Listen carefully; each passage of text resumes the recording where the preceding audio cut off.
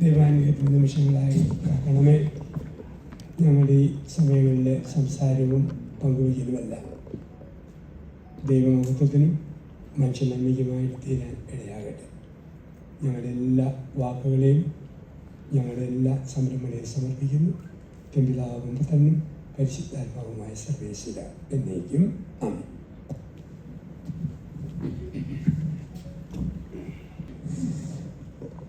എല്ലാവർക്കും നമസ്കാരം. നമ്മുടെ രാജകന്യ സിനിമ ഓഗസ്റ്റ് 1 റിലീസ് ചെയ്യാൻ പോകുന്നത്. അതൊരു ദീർഘനാളൊരു പ്രോസസ്സായിരുന്നു. ഈ സിനിമയുടെ ചിത്രീകരണവും അതിൻ്റെ ബാക്കി പോസ്റ്റ് പ്രൊഡക്ഷൻ വർക്കുകളൊക്കെ തീർത്ത് നമ്മളിപ്പോൾ 1 തീയതി റിലീസ് ചെയ്യാൻ പോവാണ്. അതിൻ്റെ പ്രാരംഭമായിട്ട് ഇവിടെ ഒരു പ്രസ് മീറ്റ് വിളിച്ചു കൂട്ടുകയും കുറേ ആർട്ടിസ്റ്റുകളിലൂടെ വരാനൊക്കെയുണ്ട്. അപ്പം നമ്മൾ എല്ലാവരും കൂടെ കൂടി ഇതിൻ്റെ കുറച്ച് പ്രൊമോഷൻ കാര്യങ്ങളൊക്കെ ഒന്ന് സ്റ്റാർട്ട് ചെയ്യുകയാണ്. ഈ സിനിമ എല്ലാവരും ഈ സിനിമയെ സപ്പോർട്ട് ചെയ്ത് വിജയിപ്പിക്കണം. ഇതൊക്കെയാണ് എൻ്റെ ഒരു അമ്മയുമായിട്ട് അച്ഛനും ഞാനും സംസാരിക്കുമ്പോൾ.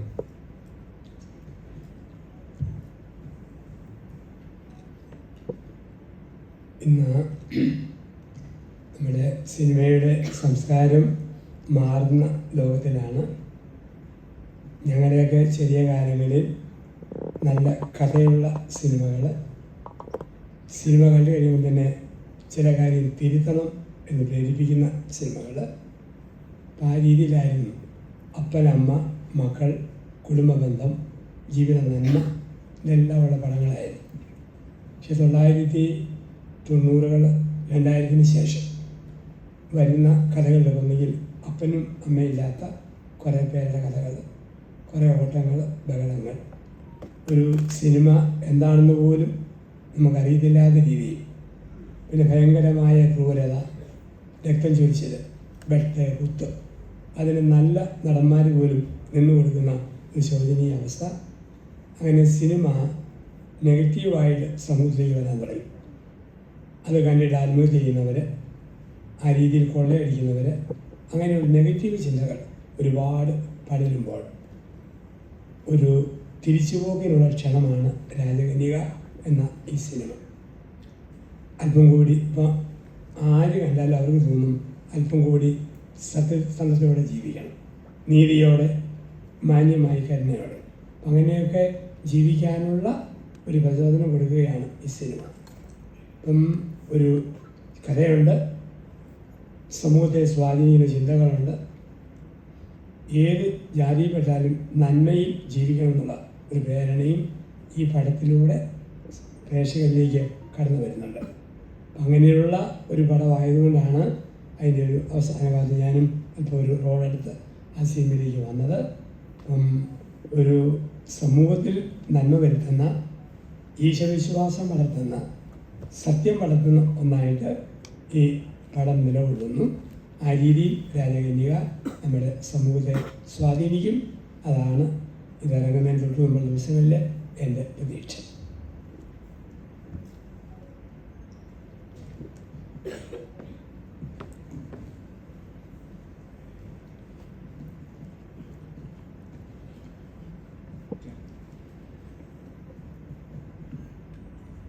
എല്ലാവർക്കും നമസ്കാരം. ഈ ഒരു പ്രസ് മീറ്റിനെത്തിയ നിങ്ങളെ എല്ലാവർക്കും ആദ്യം തന്നെ നന്ദി പറയുന്നു. ഈ ഒരു സിനിമയിലേക്ക് ഞാൻ എത്താനുള്ള കാരണം, എൻ്റെ പ്രളയശേഷം ജലകന്യക ഷൂട്ടിങ്ങിൻ്റെ സമയത്താണ് ഞാൻ ഈ സിനിമയെ പറ്റി അറിയുകയും ഇതിൻ്റെ കഥ കേൾക്കുകയും ചെയ്യുന്നത്. എനിക്ക് കേട്ടപ്പോൾ തന്നെ ഈ സിനിമയിൽ അഭിനയിക്കണമെന്ന് തോന്നാനുള്ള കാര്യം ഇതൊരു മാതാവിൻ്റെ സിനിമയായതുകൊണ്ടാണ്. ഞാൻ വളരെ മാതാവിൻ്റെ ഭക്തിയായ ഒരു കുട്ടിയാണ്, ഒരു ലേഡിയാണ്. അതെന്നെ ഏറ്റവും കൂടുതൽ ആകർഷിച്ചത്. അതിലുപരി ഈ സിനിമയ്ക്ക് നല്ലൊരു കാമ്പുള്ളൊരു സിനിമയാണ്. എൻ്റെ ഒരു ക്യാരക്ടർ സാറ എന്നാണ്. ആ ക്യാരക്ടറിന് അധികം ദൈർഘ്യമുള്ള അല്ലെങ്കിൽ പോലും ചെയ്യുന്നത് വളരെ സ്ട്രോങ് ആയിട്ടുള്ള ഒരു കുഞ്ഞിന് വേണ്ടി ഏറ്റവും കൂടുതൽ എല്ലാ മാതാപിതാക്കളെ ഏറ്റവും കൂടുതൽ സ്നേഹിക്കുന്നവരുടെ മക്കളെ ആയിരിക്കും. അപ്പോൾ എൻ്റെ മോളെ, അവൾക്ക് വേണ്ടി ജീവിക്കുന്ന ഒരമ്മ, അവളെ എങ്ങനെയൊക്കെ ജീവിതത്തിലെ ഓരോ ദുരനുഭവത്തിൽ നിന്ന് അവളെ രക്ഷപ്പെടുത്താമെന്ന് ആലോചിച്ച് ഒരു ഭക്തിയായ ലേഡിയായിട്ട് തന്നെയാണ് ഈ മൂവിയിൽ അഭിനയിക്കുന്നത്. ഒരുപാട് സന്തോഷം ഈ സിനിമയുടെ ഭാഗമാകാൻ സാധിച്ചതിലും ഇവരോടൊപ്പമൊക്കെ അഭിനയിക്കാൻ സാധിച്ചതിലും. വിക്ടറാണ് ഇതിൻ്റെ ഡയറക്ടർ. വിക്ടർ ഡയറക്ടർ മാത്രമല്ല, ഒരു എഡിറ്റർ കൂടെയാണ്. അദ്ദേഹത്തിൻ്റെ വളരെ ക്ഷമപരമായ ഒരു സമീപനമാണ് ഈ സിനിമയെ ഇത്രയും നല്ല മനോഹരമാക്കിയതെന്ന് തന്നെ പറയാം.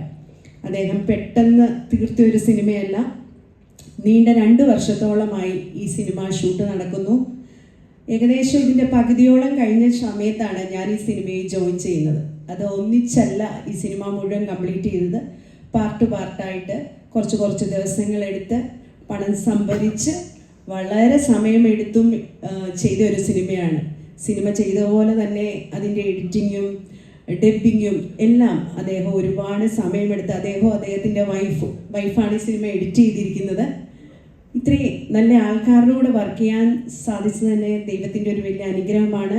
ഒരുപാട് ദൈവികത ഉള്ള ഒരു സിനിമയാണ് ഇത്. 4 ഭാഷകളിലാണ് ഇറങ്ങുന്നത്. 4 ഭാഷയുണ്ട് ഇതിനെ പരിവർത്തനം ചെയ്തിട്ടുണ്ട് അല്ലേ. അപ്പം ഈ ഒരു സിനിമ ഒരുപാട് നല്ല മെസ്സേജുകൾ ആൾക്കാരിലേക്ക് എത്തിക്കുന്ന ഒരു സിനിമയാണ്. അപ്പം ഇതിൻ്റെ ഒരു ഭാഗമാകാൻ സാധിച്ചത് തന്നെയാണ് അഭിമാനവും സന്തോഷവും എല്ലാം. എല്ലാവിധ ആശംസകളും ഇതിൽ അഭിനയിച്ചവർക്കും ഇതിൻ്റെ ഡയറക്ടറും അദ്ദേഹത്തിൻ്റെ വൈഫിനും ഇതിലുള്ളവരെല്ലാവർക്കും നേരുന്നു. നിങ്ങൾക്ക് ഒന്നുകൂടെ മനസ്സ് തുറന്ന് നന്ദി രേഖപ്പെടുത്തുന്നു. Thank you.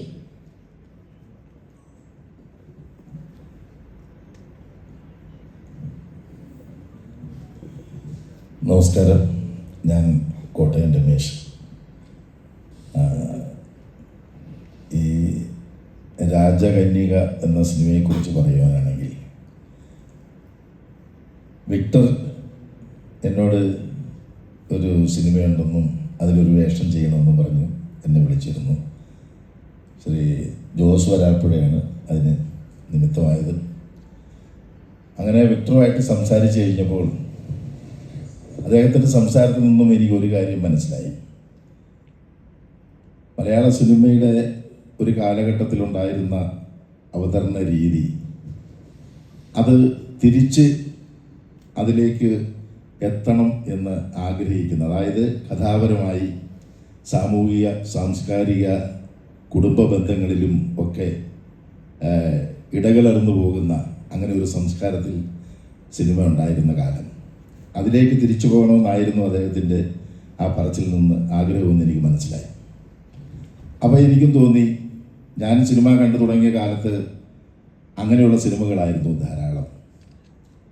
അതിൽ നിന്ന് പ്രചോദനമുണ്ടായി ആണ് എനിക്കും ഒരു സിനിമാ നടനാകണം എന്നുള്ള ആഗ്രഹമുണ്ടായത്. അപ്പോൾ തീർച്ചയായും അദ്ദേഹത്തോടൊപ്പം സഞ്ചരിക്കുന്നത് നന്നായിരിക്കും എന്നെനിക്ക് അന്നേരം തോന്നി. അതുകൊണ്ട് ആ കഥയോ മറ്റു കാര്യങ്ങളോ ഒന്നും കേൾക്കാൻ പോലും ഞാൻ നിന്നില്ല. എൻ്റെ കഥാപാത്രത്തിൻ്റെ കാര്യം പറഞ്ഞു, ഞാൻ ഓക്കെ പറഞ്ഞു. അങ്ങനെയാണ് ഈ സിനിമയിൽ ഞാനും വന്നു ചേർന്നത്.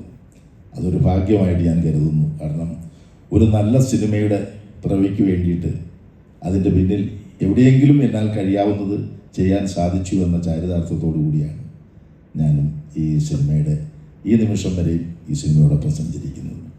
ഇതൊരു നല്ല സിനിമയായിരിക്കും. നല്ല സിനിമ എന്ന് ഞാൻ പറയുമ്പോൾ ഇപ്പോൾ ഇറങ്ങുന്ന സിനിമയൊക്കെ മോശമാണെന്ന് അതിന് അർത്ഥമാക്കേണ്ടതില്ല. കാരണം അതിൻ്റെ അവതരണ രീതികളിൽ വളരെയധികം മാറ്റം വന്നിട്ടുണ്ട്.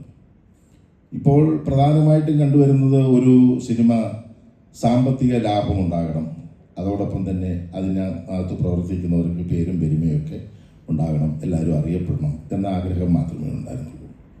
മുൻപ് അങ്ങനെ ആയിരുന്നില്ല എന്നെനിക്ക് തോന്നുന്നു. കാരണം അന്നുള്ള സിനിമാ കലാകാരന്മാർ അവർക്ക് സമൂഹത്തോടൊരു പ്രതിബദ്ധതയുള്ളതായിട്ട് നമുക്ക് ഓരോ സിനിമകൾ കാണുമ്പോഴും തോന്നിയിരുന്നു.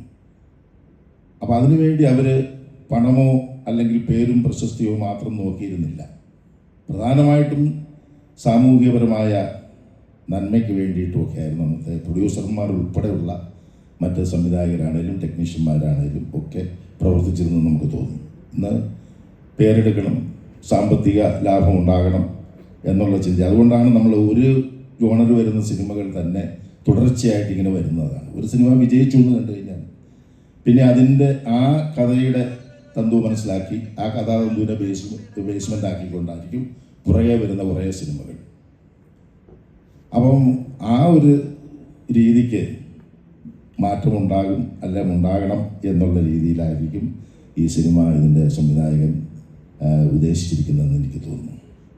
എന്തായാലും ഒരു നല്ല സിനിമയായിരിക്കും എന്ന് തർക്കമില്ലാതെ പറയാൻ കഴിയും. വളരെ സന്തോഷമുണ്ട് ഈ സിനിമയിൽ അഭിനയിക്കാൻ കഴിഞ്ഞതിൽ. പിന്നെ ഒപ്പം നിങ്ങൾ ഇത്രയും മീഡിയാസ് ഇവിടെ വന്നതിൽ വളരെയധികം സന്തോഷമുണ്ട്. നിങ്ങളെപ്പോലുള്ള ആളുകൾ വേണം ഇങ്ങനെയുള്ള സിനിമകൾക്ക് പ്രോത്സാഹനം കൊടുക്കാനും ഒക്കെ. അതുകൊണ്ട് സമൂഹത്തിനും നമുക്ക് നേട്ടമുണ്ടാകും എന്നുള്ളത് തർക്കമില്ലാത്ത കാര്യമാണ്. എല്ലാവർക്കും എൻ്റെ പ്രത്യേകം നന്ദിയും കടപ്പാടും അറിയിക്കുകയാണ്.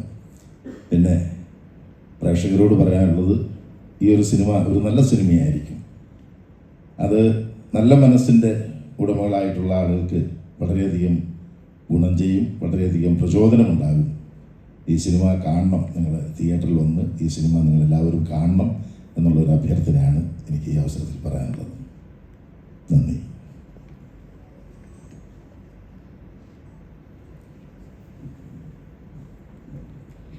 ഹായ്, എല്ലാവർക്കും നമസ്കാരം. എൻ്റെ പേര് ജയ കുറുപ്പ്.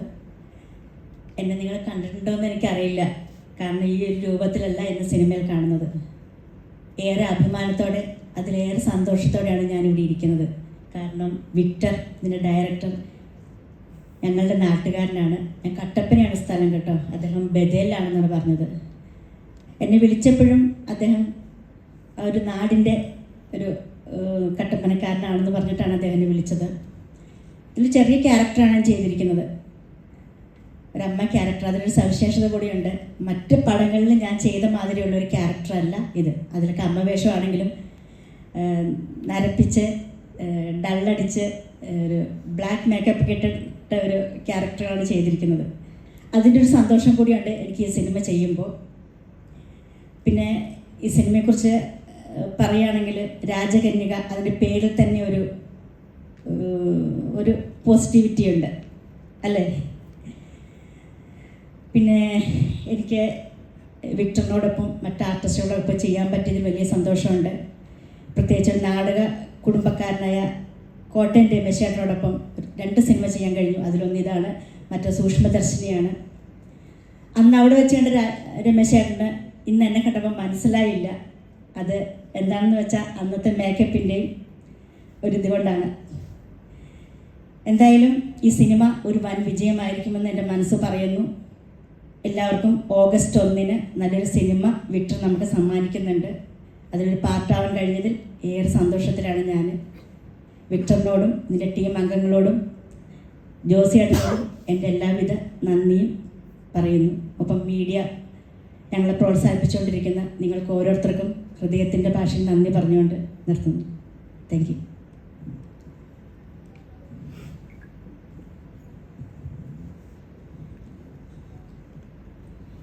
എല്ലാവർക്കും നമസ്കാരം. ആദ്യം തന്നെ ഒരുപാട് സന്തോഷമുണ്ട് ഈ ഒരു സിനിമയുടെ ഭാഗമാകാൻ സാധിച്ചതിൽ. പിന്നെ എൻ്റെ സൈഡിൽ നിന്ന് ഞാനൊരു പേഴ്സണൽ അപ്പോളജി പറയുകയാണ്. സാധാരണ ഒരു ഇവൻറ്റ് നടക്കുമ്പോൾ മാക്സിമം ഒരു 5 അല്ലെങ്കിൽ ഒരു 10 മിനിറ്റ് മുമ്പ് എത്താൻ ശ്രമിക്കുന്ന ഒരാളാണ് ഞാൻ. ഇന്ന് കുറച്ച് നേരം വഴി ആർട്ടിസ്റ്റുകൾ എനിക്ക് വേണ്ടി വെയിറ്റ് ചെയ്തു, അച്ഛൻ വെയിറ്റ് ചെയ്തു എന്ന് ഞാൻ അറിയാം. Really sorry. ഇനിയിപ്പം സിനിമയെ പറ്റിയിട്ട് പറയാനാണെന്നുണ്ടെങ്കിൽ ഞാനിങ്ങനെ ഡയറക്ടറിൻ്റെ അടുത്ത് ചോദിക്കുകയായിരുന്നു എൻ്റെ ക്യാരക്ടറിനെ പറ്റി ഞാൻ എങ്ങനെ സംസാരിക്കും. കാരണം അത് ഇച്ചിരി ഒരു സസ്പെൻസ് എലിമെൻറ്റ് കൂടെ ഉള്ള ഒരു ക്യാരക്ടറാണ്. ആൻഡ് മോറോവർ ഞാനതിലൊരു ഗസ്റ്റ് അപ്പിയറൻസ് തന്നെയാണ് ചെയ്തിരിക്കുന്നത്. അപ്പം മീഡിയയിൽ നിന്നുള്ള പല സുഹൃത്തുക്കളും എൻ്റെ അടുത്ത് ചോദിച്ചു, എപ്പോഴുള്ള എയറിലായതുകൊണ്ടാണോ എന്നെ ഏഞ്ചലാക്കി ഇതിൽ കാസ്റ്റ് ചെയ്തിരിക്കുന്നത്. ഞാനിതിലൊരു മാലാഖയാണ്. സോ ആ ഒരു റോളിനെ അന്വർത്ഥമാക്കുന്ന രീതിയിലുള്ള ഒരു ചോദ്യമായിപ്പോയി അത്. പക്ഷേ അത് നിങ്ങൾ ഡയറക്ടറിൻ്റെ അടുത്ത് തന്നെ ഡയറക്റ്റ്ലി ചോദിക്കണം. ബട്ട് ഞാൻ ഒരുപാട് എൻജോയ് ചെയ്തൊരു സിനിമ തന്നെയാണ്. കാരണം എനിക്ക് തോന്നുന്നു കോസ്റ്റ്യൂമിൻ്റെ കേസിലാണെങ്കിലും മേക്കപ്പിൻ്റെ കേസിലാണെങ്കിലും ഒത്തിരി ടൈം എടുത്ത് നമ്മളൊരു സ്റ്റുഡിയോ സ്പേസൊക്കെ റെൻ്റ് എടുത്ത് ഒരുപാട് എന്താ പറയുക VFXിലൊക്കെ ഒരുപാട് ഇൻവെസ്റ്റ് ചെയ്ത് പ്രോപ്പർ പ്ലാനിങ്ങോടുകൂടെ ചെയ്തൊരു പോർഷനാണ് എൻ്റെത്. അപ്പോൾ അതുകൊണ്ട് ചെയ്യുമ്പോൾ തന്നെ ഒരുപാട് എക്സൈറ്റഡ് ആയിട്ട് ചെയ്തതാണ്. ഈ ഒരു അവസരം എന്നിലേക്ക് എത്തിയത് ജോസേട്ടൻ കാരണമാണ്. അപ്പം വിളിക്കുമ്പോഴും എൻ്റെ അടുത്ത് പറഞ്ഞത് ഈ പറഞ്ഞ പോലെ ഒരു മാലാഖയാണ്. അപ്പോൾ മാലാഖയുടെ സ്വഭാവമായ ഒരു ബന്ധവും അതും വേറൊരു കാര്യം, ഒരു ബന്ധവും ഇല്ലാത്ത ഞാൻ ആ ഒരു റോള് ചെയ്യുന്ന സമയത്ത് എനിക്ക് ഏറ്റവും കൂടുതൽ എന്നെ അട്രാക്ട് ചെയ്ത ഒരു കാര്യം എന്ന് പറയുന്നത് മിഖായിൽ മാലാഖ എന്ന് പറയുന്ന, അപ്പോൾ നമ്മൾ ഈ ബൈബിളിലൊക്കെ ഞാൻ ആക്ച്വലി വിചാരിച്ചു മിഖായിൽ മാലാഖ മെയിലാണെന്ന്, അല്ലേ? അപ്പോൾ അതിനെ കൺസീവ് ചെയ്തിരിക്കുന്ന അപ്പം മെയിലാണ്. അപ്പം ഇതിൽ ഒരു ഫീമെയിൽ മിഖായിൽ മാലാഖയെ നിങ്ങൾക്ക് കാണാം. അപ്പോൾ അതുകൊണ്ട് നിങ്ങൾ എന്തായാലും സിനിമ കാണണം. ഇവിടെ എത്തിച്ചേർന്നിരിക്കുന്ന എല്ലാവർക്കും എൻ്റെ വലിയൊരു നന്ദി അറിയിക്കുകയാണ്. നമുക്കറിയാം ഈയിടെ മീഡിയയിൽ ഒരുപാട് ചോദ്യങ്ങളും ഉത്തരങ്ങളും ഒക്കെ പാളിക്കൊണ്ടിരിക്കുകയാണ്. അപ്പോൾ വളരെ മാന്യമായ ചോദ്യങ്ങളും വളരെ സിനിമയോട് ചേർന്ന് നിൽക്കുന്ന ചോദ്യങ്ങൾ മാത്രമേ നിങ്ങൾ ചോദിക്കുകയുള്ളൂ എന്നുള്ള എക്സ്പെക്റ്റേഷനിലാണ് ഞാൻ രാവിലെ തന്നെ ഇവിടെ വന്നിരിക്കുന്നത്, ഞങ്ങളെല്ലാവരും. അപ്പം അതുകൊണ്ട് ദയവ് ചെയ്ത് ഉപദ്രവിക്കരുത്, പേഴ്സണൽ ചോദ്യങ്ങളൊന്നും ചോദിക്കരുത്. നമുക്ക് സിനിമയെ പറ്റി ഡിസ്കസ് ചെയ്യാം. ഞങ്ങളുടെ ഈ കുഞ്ഞു സിനിമ ഓഗസ്റ്റ് 1-ാം തീയതി റിലീസാണ്. ഇനി അധികം 1-ാം തീയതി റിലീസാണ്. ഞങ്ങൾക്ക് അധികം ദിവസങ്ങളില്ല. അപ്പം ഞങ്ങളുടെ സിനിമ ആളുകളിലേക്ക് മാക്സിമം എത്തിക്കുക എന്നുള്ള ഒരു കർത്തവ്യമാണ് ഞങ്ങളിലുള്ളത്. അപ്പം അതുകൊണ്ട് തന്നെ നിങ്ങളുടെ ചോദ്യങ്ങൾ എന്തും ആവട്ടെ, ഞങ്ങൾ റെഡിയാണ്. ബട്ട് സ്റ്റിൽ എനിക്ക് എന്താ പറയുക, നിങ്ങളൊന്ന് അവെയർ ആക്കണം എന്നുള്ളത് മാത്രമേ ഉള്ളൂ. Thank you so much. Thank you. എൻ്റെ പേര് പ്രദീപ് എന്നാണ്. സാധാരണ ഇത്തരം സിനിമാ പ്രൊമോഷനുകളിൽ ഡിസ്ട്രിബ്യൂട്ടേഴ്സ് പങ്കെടുക്കാറില്ല. സാധാരണ സിനിമാ നടന്മാരും നടിമാരുമായിരിക്കും. പക്ഷേ പല പ്രൊജക്റ്റുകളും നമ്മൾ ചെയ്തിട്ടുണ്ട്. ഡിറ്റക്റ്റീവ് വിജയൻ കുറേ വലിയ പടങ്ങളുടെ ഭാഗമാണ്. ഇനിയിപ്പോൾ ഇറങ്ങാൻ പോണ കൂലി എന്നുള്ള ചിത്രത്തിൻ്റെ ഡിസ്ട്രിബ്യൂഷൻ ചെയ്യുന്ന ഗ്രൂപ്പ് ഞങ്ങളുടെ ഗ്രൂപ്പാണ്. അപ്പോൾ അതിനു മുമ്പ് ഈ വലിയ പടങ്ങളുടെ ഇടയിലും നമ്മൾ ചെറിയ പടങ്ങൾ വരുമ്പോഴും സ്വീകരിക്കാറുണ്ട്. ഈ സിനിമ വന്നിരിക്കുന്നത് സ്വർഗം എന്നുള്ളൊരു പടം ഇതിനു മുമ്പ് ചെയ്തിരുന്നു. അത് കഴിഞ്ഞ് അവർ ഒരു ഫാദറായിട്ട് സംസാരിച്ച് പുത്തമ്പരിൽ അച്ഛനായിട്ടൊരു ബന്ധം കുറേ വർഷങ്ങളായിട്ട് നിൽക്കുന്നതാണ്. നമുക്കെല്ലാവർക്കും അറിയുന്ന പോലെ വളരെ ഹിറ്റായിട്ടൊരു ചിത്രമായിരുന്നു മുന്തിരിവള്ളികൾ തളർക്കുമ്പോൾ. ആ ചിത്രത്തിൻ്റെ വിജയാഘോഷം നടക്കുമ്പോൾ അതിൻ്റെ ഡയറക്ടർ എന്നോട് പറഞ്ഞു, പുത്തമ്പരിൽ അച്ഛനെ കിട്ടുന്നില്ല, വിളിച്ചിട്ട് നിനക്ക് പറ്റുമെങ്കിലും ഒന്ന് വിളിക്കുക, അച്ഛനുണ്ടെങ്കിൽ പരിപാടി നന്നായിരിക്കും എന്ന് പറഞ്ഞു. ഒരു ദൈവനിശ്ചയം എന്നതുപോലെ അച്ഛനെ വിളിച്ചപ്പോൾ അച്ഛൻ കലൂരുണ്ടായിരുന്നു. അച്ഛൻ ഇവിടെ വേറെ ധ്യാനത്തിന് വന്നൊക്കെയായിരുന്നു.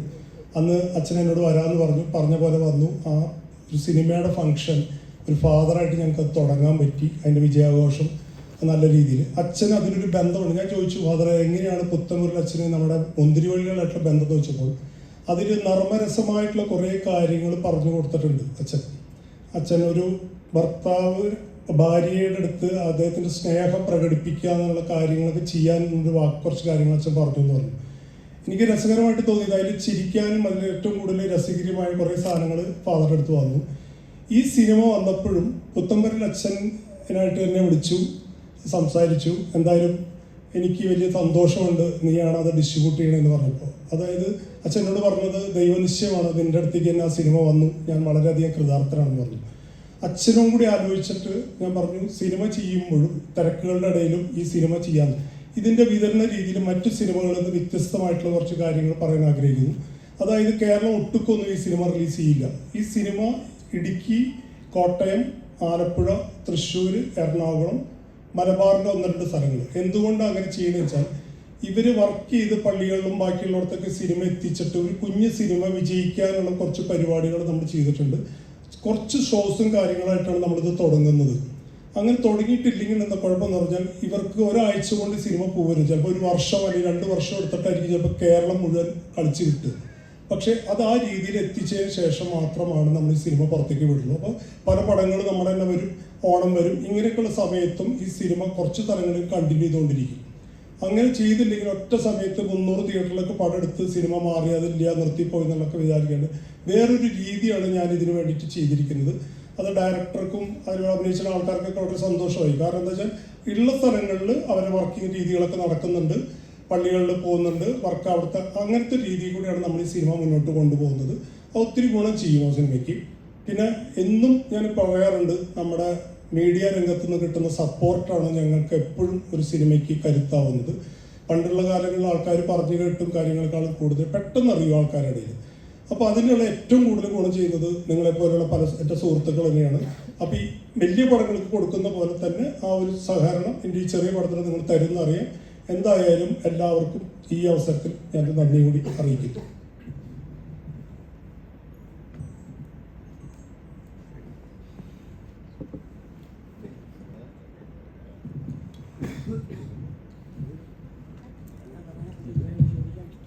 എന്തെങ്കിലും ചോദിക്കണമെങ്കിൽ ചോദിക്കാം കേട്ടോ.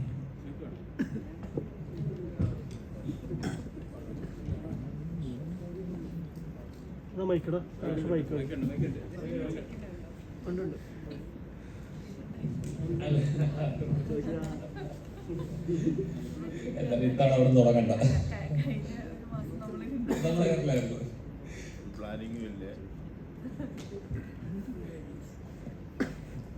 സംവിധായകന്റെ അടുത്ത് തന്നെയാണ്.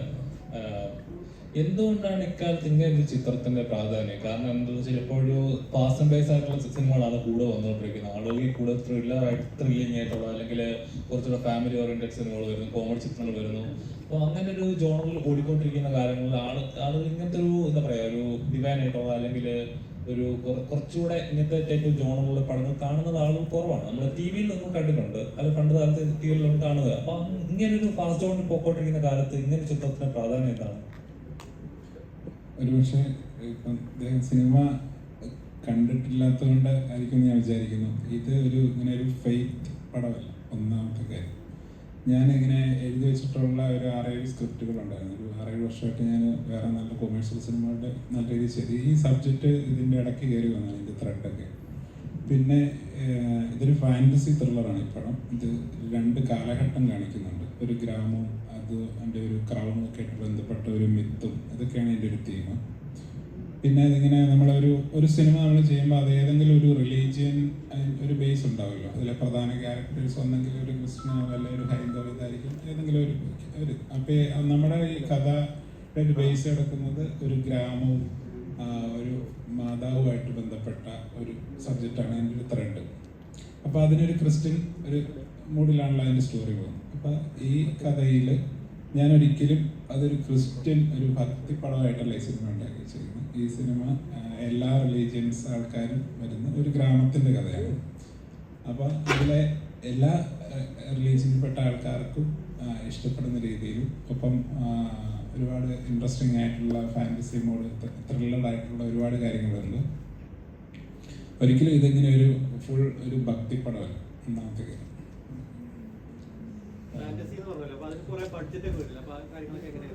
ഞാൻ നേരത്തെ പരസ്യരംഗത്ത് വർക്ക് ചെയ്തിരുന്ന ആളായിരുന്നു. എഡിറ്ററായിട്ട് വർക്ക് ചെയ്തതാണ്. പിന്നെ എഡിറ്ററാകുമ്പോൾ നമ്മളിങ്ങനെ കുറച്ച് ആവശ്യമുള്ള ഷോട്ട്സ് അല്ലേ നമ്മൾ എടുക്കത്തുള്ളൂ, കറക്റ്റ് ഷോട്ട്സ് കട്ട് ചെയ്ത്. അപ്പോൾ ഈ അങ്ങനെയുള്ള ഇത് വന്നപ്പോൾ ഇതിൻ്റെ അകത്ത് കുറച്ച് ഇതിൻ്റെ ഒരു കൊറോണേഷനൊക്കെ ആയിട്ട് ബന്ധപ്പെട്ട് കുറച്ച് ഫാൻറ്റസി എലമെൻറ്റ്സ് വന്നിട്ടുണ്ട്. നമ്മളിങ്ങനത്തെ VFX കാര്യങ്ങളൊക്കെ എത്ര ബെസ്റ്റായിട്ട് ചെയ്താലും നമ്മുടെ ഒരു കണ്ടിരിക്കുന്ന ഒരു ഓഡിയൻസിനെ സംബന്ധിച്ച് പെട്ടെന്ന് അതൊരു യുക്തിക്ക് പെട്ടെന്ന് കാണുമ്പോൾ നമുക്കത് അത്ര ഇൻട്രസ്റ്റഡ് അല്ല, എത്ര നന്നായിട്ട് ചെയ്താലും. അതുകൊണ്ട് ഞാൻ എൻ്റെ VFX പോർഷൻസ് ഒക്കെ വളരെ കുറച്ചേ വെച്ചിട്ടുള്ളൂ. നമ്മൾ എത്ര നന്നാക്കി ചെയ്താലും നമ്മുടെ ഒരു നോർമൽ ഇതിൽ നിന്ന് വിട്ടാണല്ലോ ഒരു VFX ഒരു അപ്പാരിഷനൊക്കെ വരുമ്പോൾ. അപ്പോൾ അത് കഴിയുന്നത്ര നമ്മൾ അതിൻ്റെ ഷോർട്സിൻ്റെ ഡ്യൂറേഷനൊക്കെ കുറച്ച് കഥ ഡിമാൻഡ് ചെയ്യുന്ന കറക്റ്റ് കാര്യങ്ങൾ മാത്രമാണ് വെച്ചിട്ടുള്ളൂ. അച്ഛാ നമസ്കാരം. അച്ഛാ ഇപ്പം അച്ഛൻ പറഞ്ഞതുപോലെ ഇപ്പം നല്ല നല്ല സിനിമകളുടെ വരവ് കുറവാണ് ഇപ്പം സത്യം പറഞ്ഞാൽ. അല്ലെങ്കിൽ തിയേറ്ററിൽ നിന്ന് കണ്ട് ചിരിച്ച് അല്ലെങ്കിൽ ഫാമിലി ആയിട്ട് പോയിരുന്ന് കണ്ടിരുന്ന് ആസ്വദിച്ച് പോരുന്ന പറ്റുന്ന സിനിമകൾ ഇപ്പോൾ കുറവാണ് സത്യം പറഞ്ഞാൽ. എന്തുകൊണ്ടാണെന്ന് എപ്പോഴെങ്കിലും അച്ഛന് തോന്നിയിട്ടുണ്ടോ? അങ്ങനെ എന്തുകൊണ്ടാണ് അങ്ങനെ വരാനുള്ള ഒരു റീസൺ എന്തായിരിക്കും എപ്പോഴും തോന്നിയിട്ടുണ്ടോ? നമ്മളതൊരു ചരിത്രത്തിൽ വരുന്ന ഒരു മാറ്റമാണ്. പാട്ടെടുത്താലും പഴയ പാട്ടിന് ഒരു നല്ല ആഴമുണ്ടായിരുന്നു. ആ പാട്ട് ഇന്നുമുണ്ട് നല്ല ഡെപ്ത്. പയ്യെ അതങ്ങ് കുറഞ്ഞു. വായന ഉള്ള ആൾക്കാരുടെ എണ്ണം കുറഞ്ഞു. വായന കുറയുമ്പോൾ ഡെപ്ത് കുറഞ്ഞു. പാട്ടാണേലും 2 ആഴ്ച കഴിഞ്ഞ് എല്ലാ പാട്ടും മരിച്ചു പോകും. പഴയ പാട്ട് 50 വർഷമായി ഇന്നും ജീവിക്കും. നല്ല സിനിമകളും അങ്ങനെ തന്നെ. ചില പടമൊക്കെ നമ്മൾ പിന്നെയും ആവർത്തിച്ച് കാണും.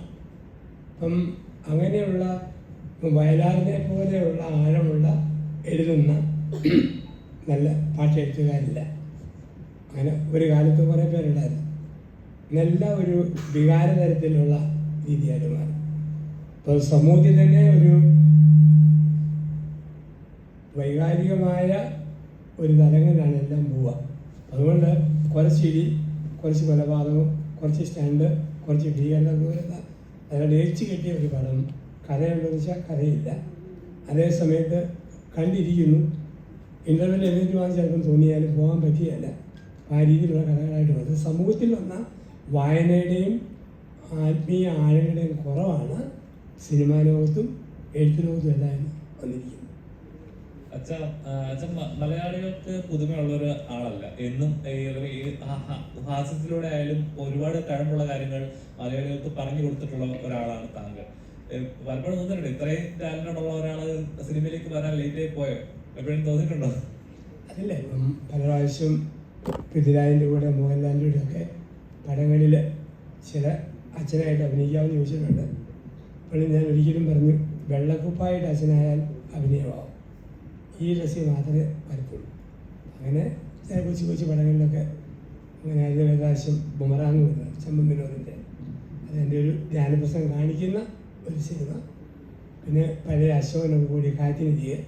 ചില റോളുകൾ ഉപകാരവും തോന്നുന്നൊരു പ്രസംഗം പറഞ്ഞാൽ കേൾക്കുന്നതിനുപരിയായിട്ട് ഒരു മീഡിയ വഴി സമൂഹത്തെ സ്വാധീനിക്കാൻ പറ്റുന്നു വരുമ്പം അതിനോട് ഇങ്ങനെ ചേർന്ന് നമ്മുടെ ഹോം പടത്തിന് ശേഷം ജോലിയാണെന്ന് ചോദിച്ചു, ഒരു പടത്തിലെ വികാരിയായിട്ട് ഞങ്ങളോട് കൂടാവും എന്നല്ല, വരില്ല.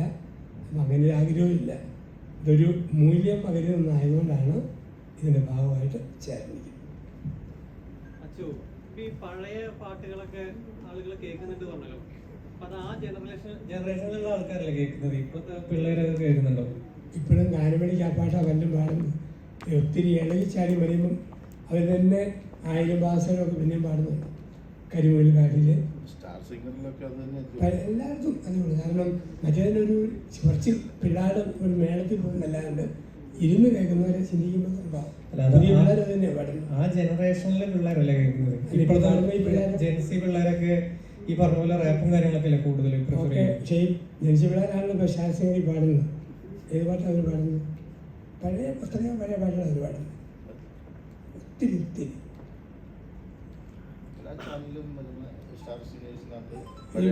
പൂന്തേനരിലേക്ക് എന്ത് പഴയ ഇപ്പോഴും വീടിയും പാടുന്നില്ല ആ പാട്ട്.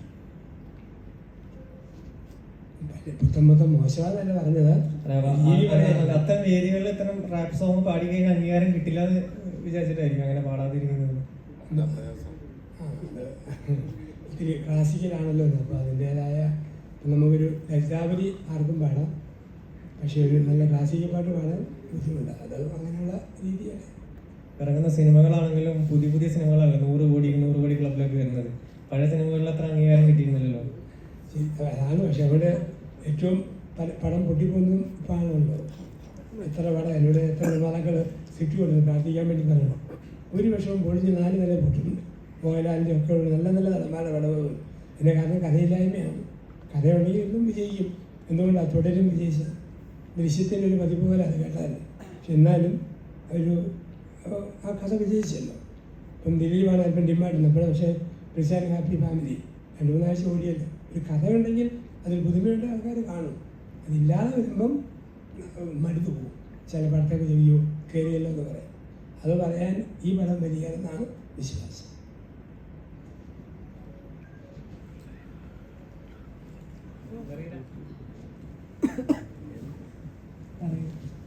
കുഴപ്പിക്കൊന്നുമില്ല, വളരെ സിമ്പിളായിട്ട് പോയി.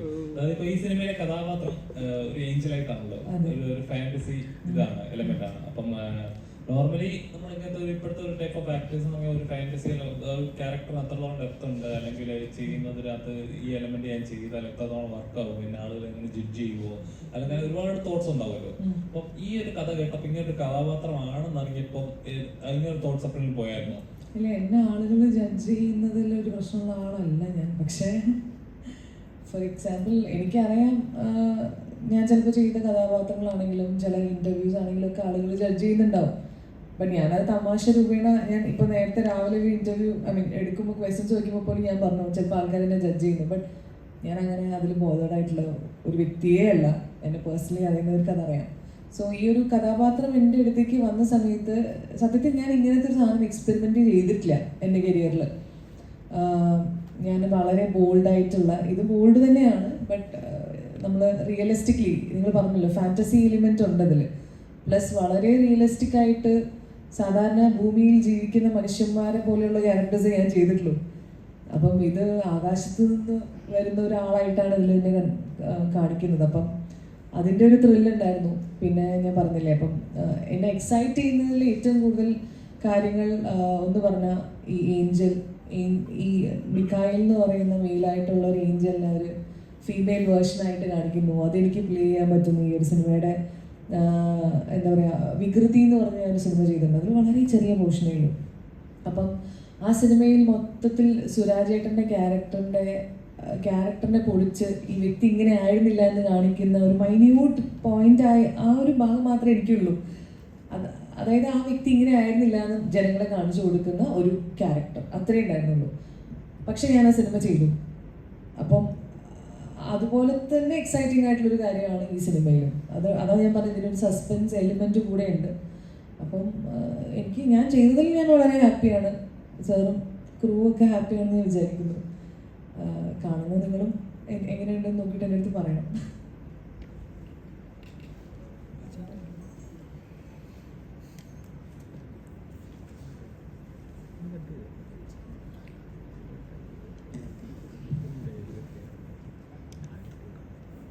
തിയേറ്ററിൽ എത്തി അതൊരു വിജയത്തിലേക്ക് എത്തിക്കാൻ ഇന്നത്തെ കാലത്ത് കുറച്ച് ബുദ്ധിമുട്ടാണ്.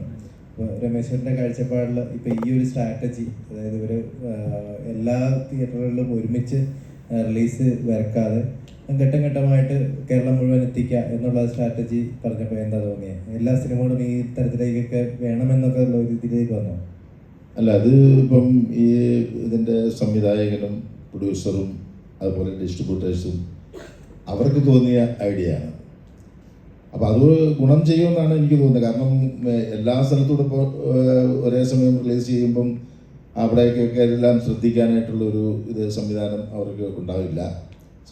അതിനൊക്കെ വലിയ ഭാരിച്ച സാമ്പത്തിക ചെലവുകളും വരുന്നുണ്ട്. പക്ഷേ ഇത് കുറേശ്ശെ ഓരോ ഘട്ടമായിട്ട് ഓരോ ഏരിയയിൽ കവർ ചെയ്ത് അങ്ങനെ പോവുക എന്നുള്ളത് ഒരു പരീക്ഷണവും കൂടി ആയിരിക്കും ഒരുപക്ഷെ. അത് വിജയിക്കാതിരിക്കേണ്ട യാതൊരു കാര്യവും ഉണ്ടെന്ന് എനിക്ക് തോന്നുന്നില്ല, എൻ്റെ അനുഭവം വെച്ച്. കാരണം ഓരോ ഏരിയയിലുള്ള ആളുകൾ സിനിമ കാണുന്നത്, ബഹുഭൂരിപക്ഷം വരുന്ന ആളുകൾ അവരുടെ ഏരിയയിൽ വരുമ്പോഴായിരിക്കുമല്ലോ കാണുന്നത്. അവിടെ അത് റിലീസ് ചെയ്യുമ്പോൾ അവർക്കൊരു പുതുമയായിട്ടത് തോന്നും. അപ്പോൾ അവരതന്നേരം പോയി കാണും. പിന്നെ ഇതിൽ അപൂർവം ചില ആളുകൾ ചിലപ്പോൾ മറ്റിപ്പോൾ തിരുവനന്തപുരത്തുള്ള ഒരാൾ കോഴിക്കോട് വെച്ചായിരിക്കും ഈ പടം കാണുന്നത്.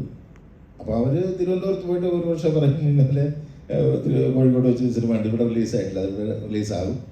അപ്പോൾ അന്നേരം കാണാൻ വേണ്ടിയിട്ട് അത് ഒരു പ്രചോദനമാകും ഇങ്ങനെ പറയുമ്പോൾ. പിന്നെ കുറച്ച് നല്ല സിനിമയാണെങ്കിൽ നല്ലൊരു പബ്ലിസിറ്റി ആളുകൾ പറഞ്ഞുണ്ടാകും. എത്രയല്ലായാലും ഈ പ്രേക്ഷകരുടെ മനസ്സിൽ തോന്നുന്ന വികാരങ്ങളെയും ഒക്കെ അല്ലെങ്കിൽ വിചാരങ്ങളെയും നമ്മൾ പുറമേ നിന്ന് എത്ര ശ്രമിച്ചു കഴിഞ്ഞാലും മാറ്റിമറിക്കാനൊന്നും സാധിക്കത്തില്ല. നല്ല സിനിമകൾ ഉണ്ടായാൽ അതിനിപ്പോൾ ആരെ എതിർത്താലും ആ സിനിമ ഒരു പക്ഷേ നല്ല രീതിയിൽ തന്നെ വരും. ആരെന്നെയും വിജയിപ്പിക്കാമെന്ന് വിചാരിച്ചാലും അത് നടക്കത്തില്ല. കാരണം അതിലൂടെ അബദ്ധം പറ്റിയെന്ന ആളുകൾക്ക് തോന്നുന്നു അതായിരിക്കും പിന്നീട് വരുന്നത്. ഞാനിപ്പോൾ ഒരാളെ നിർബന്ധിച്ച് ഗംഭീര സിനിമ എങ്ങനെയാണെന്നൊക്കെ അല്ല, ഞാൻ എൻ്റെ കാഴ്ചപ്പാടിലായിരിക്കും പറയുന്നത്. അപ്പോൾ അയാൾ കാണുമ്പോൾ അയാൾക്കത് ഇഷ്ടപ്പെടണമെന്നില്ല. പിന്നെ അയാൾ പോയി മറ്റൊരാളോട് പറയുന്നത് അങ്ങനെ ആയിരിക്കില്ലല്ലോ, അത് നല്ല സിനിമയാണെന്ന് പറയത്തില്ലല്ലോ അങ്ങനെയാണ്. അപ്പം ഓരോ പ്രേക്ഷകൻ്റെയും കാഴ്ചപ്പാടിൻ്റെ അതിൻ്റെ അറിവിൻ്റെ ആഴം അനുസരിച്ചായിരിക്കും അവരതിനെക്കുറിച്ച് വിധി എഴുതുന്നത്. അപ്പോൾ ടോട്ടലി ഒരു സാമൂഹിക പ്രതിബദ്ധതയുള്ളൊരു സിനിമയാണെങ്കിൽ എല്ലാവരും അത് ഒരുപോലെ കാണും എന്നുള്ളതാണ് എൻ്റെ ഒരു അനുഭവം ഇതുവരെ ഉള്ളത് വെച്ച് നോക്കുന്നത്. അച്ഛൻ പറഞ്ഞതുപോലെ തന്നെ മുൻപുണ്ടായിരുന്ന സിനിമ എല്ലാം നല്ലതും ഇപ്പോൾ ഉണ്ടാകുന്ന സിനിമ മോശമാണെന്നും അല്ല ഇതിനർത്ഥം. ഇപ്പോൾ ആളുകളുടെ ഇതിൻ്റെ സിനിമ പിന്നിൽ പ്രവർത്തിക്കുന്നവരുടെ ശ്രദ്ധ കൂടുതലും പെട്ടെന്ന് കാര്യങ്ങൾ ഒക്കെ ഇതിലേക്ക് വരണം എന്നുള്ള ആഗ്രഹത്തോടു കൂടിയാണ് ചെയ്യുന്നത്. പഴയതെന്ന് പറഞ്ഞാൽ വർഷങ്ങൾ അതിൻ്റെ പിന്നാമ്പുറങ്ങളിലൂടെ നടന്ന് അതിന് വേണ്ട കാര്യങ്ങളൊക്കെ ഒരു പക്ഷി കൂട് കൂട്ടുന്നത് പോലെ അതിൻ്റെ ഓരോ അനുസാരികളും അടുപ്പിച്ച് നല്ല ഗംഭീരമായ ഒരു കൂടുണ്ടാക്കുന്നു. ഇതിപ്പോൾ പെട്ടെന്ന് തീരുമാനിച്ചു കാര്യങ്ങളൊക്കെ ആയി. അതിൽ അപൂർവം ചില സിനിമകൾ വർഷങ്ങളുടെ പ്രയത്നത്തിൻ്റെ ഫലമായിട്ട് വരുന്ന സിനിമകൾ ഇപ്പോഴും ഉണ്ട്. അതിൻ്റെതായ മാറ്റം കാണാറുണ്ട്.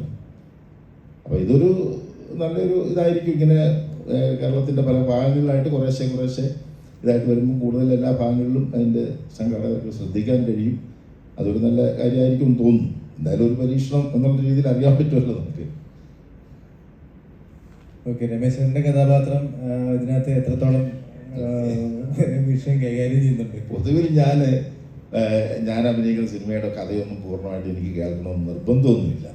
പിന്നെ ആരെങ്കിലും പറയാമെന്ന് പറഞ്ഞാൽ അവർ നിർബന്ധിച്ചാൽ എന്നാൽ കേൾക്കാം അല്ലെങ്കിൽ അറിയാം എന്ന് കരുതി കേൾക്കും. അതിൽ എന്നെ സംബന്ധിച്ചിടത്തോളം ഞാനൊരു ഫുൾ സ്ക്രിപ്റ്റ് വായിച്ച് അല്ലെങ്കിൽ അതിനെക്കുറിച്ച് മനസ്സിലാക്കി ചെയ്ത ഒരു സിനിമ എന്ന് പറയുന്നത് അയ്യപ്പനും കോശിയാണ്.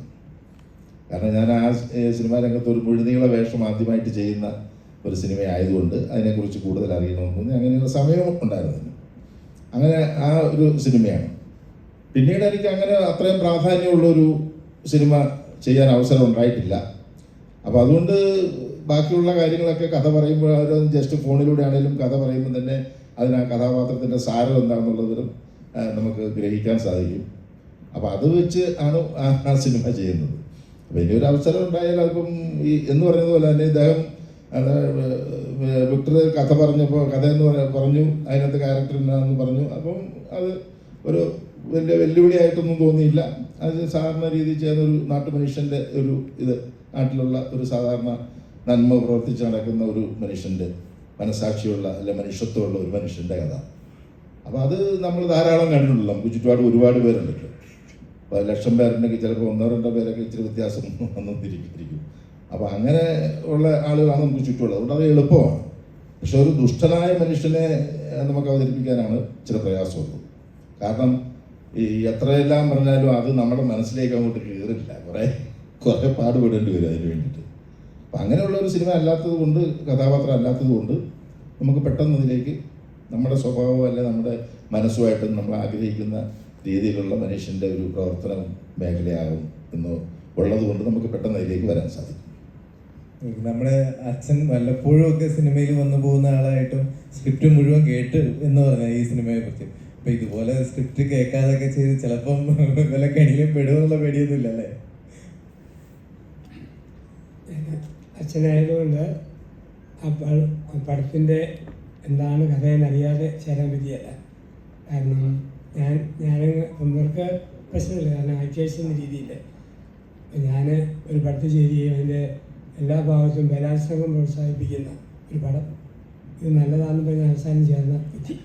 അതുകൊണ്ട് നിർമ്മാതാവ് വഞ്ചിക്കുന്നവരല്ല എന്നറിയാവുന്നതുകൊണ്ട് പറഞ്ഞിരുന്നെങ്കിലും മൊത്തം കേൾക്കാതെ ഇനി ചേർന്ന് നിൽക്കാമെന്ന് തോന്നി. അത് ഞാനൊക്കെ ആകുമ്പോൾ കൂടുതൽ ശ്രദ്ധിക്കണമെന്ന്. ഒരു ചോദ്യം, അച്ഛാ, വാക്കുകൾക്ക് വിലക്ക് വീഴുന്ന നാട്ടിൽ ചിന്തകൾക്ക് വിലക്ക് വീഴുന്ന നാളുകൾ വിദൂരമല്ല. ഇപ്പം സിനിമകൾ എന്നൊക്കെ പറയുമ്പോൾ എന്താ പറയുക, നമ്മുടെ പ്രതിഷേധങ്ങളായാലും സമൂഹത്തിലെ അനീതികളായാലും ചൂണ്ടിക്കാണിച്ചിരുന്ന ഒരു കലാരൂപമാണ്. ഇപ്പം അതൊരു വെറും ഒരു ബിസിനസ് എന്ന ലെവലിലോട്ട്, അല്ലെങ്കിൽ എന്താ പറയുക, ഒരു കാഴ്ചക്കാരെ വെറുതെ ടൈം പാസിന് വേണ്ടി മാത്രം കാണിക്കുന്ന ഒരു കലാരൂപമായി മാത്രം മാറിക്കൊണ്ടിരിക്കുകയാണ്. അപ്പം അച്ഛൻ എപ്പോഴെങ്കിലും തോന്നിയിട്ടുണ്ടോ ഇങ്ങനെ സിനിമകൾ അല്ലെങ്കിൽ ഇങ്ങനത്തെ കലാരൂപങ്ങൾ പ്രതിഷേധിക്കേണ്ടടുത്ത് പ്രതിഷേധിക്കണം, അല്ലെങ്കിൽ വെറൊരു ബിസിനസ് മാത്രമായി മാറരുത്? നമ്മൾ നമ്മുടേതായ ഗ്രൂപ്പുകളിലൊക്കെ ഈ ആശയം പങ്കുവെക്കാറുണ്ട്, പ്രത്യേകിച്ച് യൂത്തിനോടൊക്കെ ക്ലാസ് കൊടുക്കുമ്പോൾ. പിന്നെ ഇന്നൊരു വലിയ പ്രശ്നം വരുന്നത് ഒത്തിരി പേർക്ക് ഈ ബ്ലാക്ക് മണി ഉള്ളവരുണ്ട്. ഒരു പൊട്ടപ്പടം പഠിപ്പിച്ച് അത് വൈറ്റ് മണിയാക്കി മാറ്റാം. ഒത്തിരി പേർക്ക് അങ്ങനെ ഉള്ളത്. അങ്ങനെയുള്ള രീതി വരുമ്പോഴത്തേക്ക് അവർ എന്തെങ്കിലും കാട്ടിക്കൂട്ടി വെച്ചാൽ മതി. പടത്തിന് വേണ്ടിയല്ല, അവിടെ കള്ളപ്പണം ഒന്ന് നേരെയാക്കാൻ കണക്ക് കാണിക്കുമ്പോൾ. അങ്ങനെയൊക്കെയുള്ളൊരു പടം പിടിക്കുമ്പം ആ പടത്തിൻ്റെ സ്റ്റാൻഡേർഡും അത്രയേ ഉള്ളൂ. അതുകൊണ്ട് ഏതാണ്ട് സിനിമ തീരും ആ പടങ്ങളൊക്കെ. പക്ഷെ എപ്പോഴും ഈ മൂല്യങ്ങൾ മനുഷ്യനെ പഠിപ്പിക്കുന്ന, ബന്ധങ്ങൾ വളർത്തുന്ന, മാതാപിതാക്കളെ മക്കൾ സ്നേഹിക്കുന്ന, മക്കളെ പേരൻസ് കരുതുന്ന നല്ല സത്യമായ പ്രേമബന്ധങ്ങൾ, സ്നേഹബന്ധങ്ങൾ, അങ്ങനെയുള്ള പടങ്ങൾ എന്നും എക്കാലത്തും അത് വിജയിക്കും. അപ്പം അതിനൊന്നും ഇന്ന് സത്യം ഇന്ന് എങ്ങനെയും എൻ്റെ ഈ കുറേ കാശ് അഡ്ജസ്റ്റ് ചെയ്ത് അങ്ങനെ അങ്ങ് പോവുക, പിന്നെ ആരെയും വിളിച്ചുകൂട്ടി അങ്ങ് തീർക്കുക. അങ്ങനെ നമുക്ക് സിനിമയെ അർപ്പിക്കലും ഒപ്പിക്കലും ആവാം. ഒത്തിരി പേര് ഒപ്പിക്കുന്നവരാണ്, അർപ്പിക്കുന്നവരല്ല. ഇതിനകത്തൊരു അർപ്പണത്തിൻ്റെ ഒരു വരി തോന്നി ഒരു ഇത് വിജയിച്ചാൽ ഓക്കെ, ആ രീതിയിൽ നമുക്ക് പലപ്പോഴും പലരും മുന്നേറാൻ പറ്റും. അപ്പം നന്മ എപ്പോഴും വിജയിക്കുന്നതായിട്ടാണ് നമ്മൾ കാണുന്നത്. ഇപ്പോൾ സ്വർഗം എന്ന് പറയുന്ന സിനിമയൊക്കെ അത്ര വലിയൊരു കലാരൂപം നമുക്ക് സിനിമാ രീതി പറയാൻ പറ്റിയില്ലല്ലോ. അത് വിജയിച്ചു. എൻ്റെ കാരണം അതിനകത്തൊരു നന്മ, ഒരു മെസ്സേജ് കൊടുക്കുന്നത്. അതുപോലെ ഏത് പടത്തിലും ഇപ്പം ഒരു രീതിയിൽ ഇപ്പം ശബരിമല അയ്യപ്പൻ്റെ അഭിഷേകത്തിൻ്റെ പടം വന്നില്ലായിരുന്നു, മാലയപ്പനം. അത് ഒരു മതപരമായ നല്ല എത്രയോ നല്ല മൂല്യങ്ങളും ചിന്തകളും വിശ്വാസത്തിനകത്തുണ്ട്. അങ്ങനെയുള്ള നമ്മൾ ജാതി മതത്തിനപ്പുറമായിട്ട് തന്നെ ജനം സ്വീകരിച്ച് പ്രോത്സാഹിപ്പിക്കും. രാജകന്യ എന്ന സിനിമ സമൂഹത്തിന് എന്ത് അതിറങ്ങിക്കഴിഞ്ഞാൽ സമൂഹത്തിന് എന്ത് മെസ്സേജാണ് കൊടുക്കാൻ പോകുന്നത്? ഒന്നാമത് ആ പടം വഴി ഉണ്ടാകുന്നത് സത്യത്തോടും ആത്മാർത്ഥതയോടും കൂടി ജീവിക്കുന്നവർക്കുള്ള ദൈവത്തിൻ്റെ അനുഗ്രഹം. അത് കച്ചവടമാക്കി മാറ്റാമെന്ന് തോന്നുന്നവർക്ക് കിട്ടാവുന്ന തിരിച്ചടി. നിർമ്മല ഹൃദയത്തോടെ ഒരുമിച്ച് പ്രാർത്ഥിക്കുന്ന ഏത് എത്തിപ്പെട്ടാലും ഈശ്വരാനുഗ്രഹം അവർക്കുണ്ടായിരിക്കും എന്നുള്ള ആ ഒരു മൂല്യം കൊടുക്കുന്നുള്ളൂ. അതിൻ്റെ കൂട്ടത്തിൽ കൊച്ചു കൊച്ചു സ്പാർക്ക് കിട്ടുന്നില്ല. അതിനകത്തൊക്കെ സന്ദേശങ്ങളൊക്കെ ആയിട്ട് സത്യസന്ധത, വിശുദ്ധി, നന്മ, ഇതിൻ്റെയൊക്കെ ആശയങ്ങൾ സ്പാർക്കായിട്ട് അതിനോട് കിട്ടും. ജീവിതത്തിൽ ഇപ്പം ഇത്രയും നാളായിട്ട് പ്രസംഗിക്കുകയും ഒരുപാട് ആശയങ്ങൾ കൊടുക്കുകയും ചെയ്തിട്ട് ഇപ്പോഴും സത്യസന്ധതയും ആത്മാർത്ഥതയും ഒക്കെ ഉണ്ടെന്നാണ് വിശ്വസിക്കുന്നത്. ഒരുപാട് മാറുന്നുണ്ടെന്ന് തോന്നുന്നുണ്ട്. അതിപ്പം ഒരു ഭാര്യ ധ്യാനം കൂടാൻ പോയി. ഭർത്താവ് ചോദിച്ചു, ധ്യാനം കൂടിയിട്ടും നിനക്ക് എന്നാ അടി മെച്ചം? ഭാര്യ പറഞ്ഞു, വിഷം എന്നുള്ള തന്നെ കൊല്ലാത്തത് അതിൻ്റെ ഫലമാണ് എന്ന് പറഞ്ഞവരേ ഉള്ളൂ. കുറേയെങ്കിലും നന്മ കുറച്ചെങ്കിലും ഉണ്ടാകുന്നു. എനിക്കിതിനേക്കാൾ മോശമാകാമായിരുന്നു. മുഴുവൻ പേര് നന്നാക്കാൻ പറ്റിയെന്നുള്ളതല്ല, 10 പേർക്കെങ്കിലും ഒരു നല്ല നന്മയുടെ സ്പാർക്ക് കിട്ടിയിട്ടു. അതിൻ്റെ ഫലം വ്യക്തിപരമായിട്ട് അറിയാം അനേക ജീവിതങ്ങൾ. പ്രത്യേകിച്ച് ഞാൻ അച്ഛനുമൊപ്പം കോടതിയിലെ വക്കീലാണ്. എരുമാനൂർ കുടുംബ കോടതിയിൽ പോകുന്നു. എത്രയോ കേസുകൾ ഈ മൊബൈലിൽ ചെറിയ പടം കണ്ടിട്ട് ഈ അച്ഛനോട് പോയി വണ്ടിയാക്കാവുന്നത്. അപ്പോൾ കുടുംബ കോടതി ജഡ്ജി തന്നെ പറഞ്ഞു വിടും ഈ അച്ഛനെ പോയി ഇത് കേൾക്കും. അപ്പോൾ ആ വഴി നമ്മൾ അറിയാതെ ഇൻഡയറക്റ്റായിട്ടും കൊച്ചു ഇപ്പം കുറവനങ്ങാട് പോലീസ് സ്റ്റേഷനിൽ ഇവിടെ ആൾ തീരുമാനം ഒരു കുടുംബ കേസ് വരെ എൻ്റെ അടുത്ത് ആദ്യം വിടും. കേസായിട്ട് പോകാൻ ഞാൻ പറഞ്ഞാൽ മാത്രമേ എസ് ഐ നടത്തുകയും അല്ല അവിടെ ക്ലോസ് ചെയ്യും. അതൊക്കെ ഈ മീഡിയയിൽ കിട്ടിയ കൊച്ചു കൊച്ചു സ്വാധീനം. കുടുംബബന്ധങ്ങളുടെ ഒരുപാട് കഥകൾ അച്ഛൻ്റെ അടുത്ത് വന്നാൽ കിട്ടും എന്നാണ് അച്ഛൻ പറയുന്നത്. ഇതിലുണ്ട് ഒരുപാട് വികാസം ഒരുപാട് മീഡിയ ഇങ്ങനെ പങ്കുവെക്കാറുണ്ട്. ഞാൻ പറഞ്ഞായിരുന്നു, കെട്ടിച്ചു വിടുന്ന പെണ്ണിനോടും ഗൾഫിൽ പോകുന്ന ഭർത്താവിനോടും ബസ്സിൽ കയറുന്ന ചേട്ടനോടും ഒറ്റ വാക്ക് പറയാവുള്ളൂ. അത് 3 പേർക്ക് സന്തോഷം. ഒരു സെൻറ്റൻസ്. കെട്ടിച്ചു വിടുന്ന പെണ്ണിനോടും ബസ്സിൽ കയറുന്ന ചേട്ടനോടും ഗൾഫിൽ പോകുന്ന ഭർത്താവിനോട് പറഞ്ഞ ഒറ്റ വാക്കാണ്, പിടിച്ചു നിൽക്കണം കേട്ടോ. ഒറ്റ വാക്ക്. അച്ഛൻ്റെ ഇതുപോലുള്ള കുറേ അധികം കോമഡികൾ ഇപ്പം മറ്റു പലരും അനുകരിച്ച് അത് തന്നെ കോപ്പി ചെയ്യുന്ന ഒരു പ്രവണതയുണ്ട്. അപ്പം അത് കാണുമ്പോൾ അച്ഛന് വിഷമം തോന്നാറുണ്ടോ? അത് ഈ പിശാചിയുടെ കൂടിയുള്ള ഒരാൾ 2 കളിങ്ങനെ അവർ തന്നെ പിടിക്കുക. വെച്ചാൽ നോക്കിയിട്ട് പറയാമോ തോന്നും പറഞ്ഞ് എനിക്ക് അയച്ചു തരാറുണ്ട്. പിന്നെ ഓക്കെ നമ്മളൊരു പൊതു മീഡിയയിൽ വന്നു കഴിഞ്ഞാൽ പിന്നെ നമുക്ക് പ്രൈവസി ഇല്ല. പിന്നെ അതൊന്ന് വിട്ടുകൊടുക്കാനേ പറ്റും. അല്ലെങ്കിൽ നമ്മൾ ഒതുങ്ങിയിരുന്നു ഇറങ്ങിയോ അത് പറയുന്ന വാക്കും ചിലപ്പം നമ്മുടെ ശബ്ദവും ഓരോ രീതിയിൽ അനുകരിക്കും. ഒക്കെ അവർക്കതൊരു വരുമാന വഴിയും അല്ലേ, നമുക്കൊരു തീരുമാനവും അവർക്കൊരു വരുമാനമായിട്ട് ഹലോ അച്ഛൻ, അതുപോലെ തന്നെ പൊതുബോധം അല്ലെങ്കിൽ സ്വന്തം അഭിപ്രായങ്ങൾ പറയാൻ പറ്റുന്ന പല സിനിമകളും ഇറങ്ങിയിട്ട് അതിവിടെ നിഷേധിക്കപ്പെട്ടിട്ടുണ്ട്. അപ്പോൾ അങ്ങനെ വന്നു കഴിയുമ്പോൾ നല്ല സിനിമകൾ മിക്കപ്പോഴും ജനസമൂഹത്തിലേക്ക് വരാതിരിക്കുകയല്ലേ ചെയ്യുന്നത്. അപ്പോൾ അതിനെക്കുറിച്ച് അച്ഛൻ എന്താ പറയാനുള്ളത്? അത് നമ്മുടെ ഒരു സമൂഹത്തിലെ ഒരു വലിയ പ്രശ്നമാണത്. വളരെ നല്ല മൂല്യമുള്ള ചില പടങ്ങൾ വന്നിട്ട് ഒരാഴ്ച കൊണ്ട് അങ്ങ് തീർന്നു പോകുന്നു. കാരണം അത് സ്വീകാര്യത ആരും കൊടുക്കില്ല. അതെന്താണെന്ന് അറിഞ്ഞൂടാ. സത്യം പറഞ്ഞാൽ അതും ഈ പറഞ്ഞ സമൂഹത്തിൽ വരുന്ന ഒരു ചിന്താധാരയുടെ മാറ്റമായിരിക്കാം. ഒരുപക്ഷെ യുവജനങ്ങൾക്കൊക്കെ തോന്നുമ്പോൾ ചുമ്മാ ഇരുന്ന് കാണുന്നൊരു പഴഞ്ചങ്കഥ പോലെ ആയിരിക്കാം അത് തോന്നുന്നത്. അവരാണല്ലോ കൂടുതൽ പടത്തിന് പോകുന്നവരും. കാരണന്മാരങ്ങനെ പോകുന്നുമില്ല. അങ്ങനെയൊക്കെ വരുമ്പോൾ അതാകാം. പക്ഷെ അതൊരിക്കലും അങ്ങനെയുള്ള തന്നെയാണ് നമ്മൾ പ്രോത്സാഹിപ്പിച്ച് വളർത്തേണ്ടതാണ്. ആര് പടം ഇറക്കിയാലും ചെറിയ നന്മയുടെ സ്പാർക്കുള്ളതാണ്, അത് പ്രോത്സാഹിപ്പിക്കേണ്ടതാണ്. എൻ്റെ പ്രസംഗത്തിൽ ഞാനത് പറയാറുണ്ട്, സോഷ്യൽ മീഡിയയിൽ ഞാനത് പറഞ്ഞിട്ടുണ്ട്. പക്ഷെ ഇങ്ങനെ ഈ ഒരു പ്രശ്നമുണ്ട്, പലതും അങ്ങനെ തള്ളപ്പെട്ടു പോകും. ശ്രദ്ധിച്ച് വരേണ്ട പടങ്ങൾ പയ്യെ തള്ളി പോകും. ഇപ്പോൾ അച്ഛൻ തന്നെ പല കാര്യങ്ങളും സമൂഹത്തിൽ പറഞ്ഞിട്ടുണ്ട്, അത് വളച്ചൊടിക്കപ്പെടാറുണ്ട്. അപ്പോൾ നമ്മൾ പറയുന്ന കാര്യങ്ങൾ പറയുന്ന പോലെ ആയിരിക്കില്ല ചിലപ്പോൾ മറ്റുള്ള സമൂഹം എടുക്കാറ്. അപ്പോൾ അങ്ങനെ സംഭവിക്കുമ്പോൾ ഈ രാജകന്യ എന്ന സിനിമ അതൊരു ക്രിസ്ത്യൻ പശ്ചാത്തലത്തിലാണോ ഇറങ്ങുന്നത്, അതുമല്ല മതപരമായിട്ടുള്ള രീതിയിലാണോ, എങ്ങനെയാണ് അച്ഛൻ നോക്കിക്കാണുന്നത്? ഞാനിത് പ്രാധാന്യം കൊടുത്തത് ഒരു പ്രാർത്ഥനയുടെ രീതിക്ക് അതുമാത്രം ഞാൻ ശ്രദ്ധിച്ചുള്ളൂ. വിശ്വാസത്തോടെ പ്രാർത്ഥിക്കുന്നവർക്ക് ദൈവം ചെടിയുന്ന അനുഗ്രഹം, അത് ആ ഒരു മെസ്സേജ് അതിനകത്തുണ്ട്. ഒരു ക്രിസ്ത്യൻ കോൺസെപ്റ്റിൽ അവതരിപ്പിക്കുന്നെങ്കിലും ആ ആശയത്തെ സ്വീകരിക്കും എന്നുള്ളതാണ് എൻ്റെ പ്രതീക്ഷ. കാരണം ആരെയും പോകെ എന്ന് കളിയാകുന്നൊന്നുമില്ലല്ലോ. വളരെ തന്മയത്വത്തോടെ കൊണ്ടുപോകുന്ന ഒരു കഥ. അതിൻ്റെതായ നല്ലൊരു ത്രില്ലുണ്ട് അതിനെക്കുറിച്ച് മൊത്തം. അത് കാണുമ്പോൾ അതിനകത്ത് തന്നെ അത് സ്വീകാര്യത വരാൻ, കമൻറ്റ് വരാൻ സാധ്യത വളരെ കുറവാണ്. സാധ്യത ആശ അരവിന്ദ് എന്ന് പറയുന്ന നടി ഈ പറയുന്ന സിനിമയിൽ, രാജകന്യ എന്ന സിനിമയിൽ കഥാപാത്രം മാതാവിനെ ഒരുപാട് ഇഷ്ടപ്പെടുന്നു എന്ന് പറയുന്നു.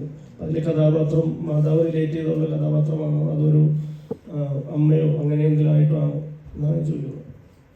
എൻ്റെ കഥാപാത്രം ഒരു വീട്ടമ്മയാണ്, മോളെ ഒരുപാട് സ്നേഹിക്കുന്ന ഒരമ്മ.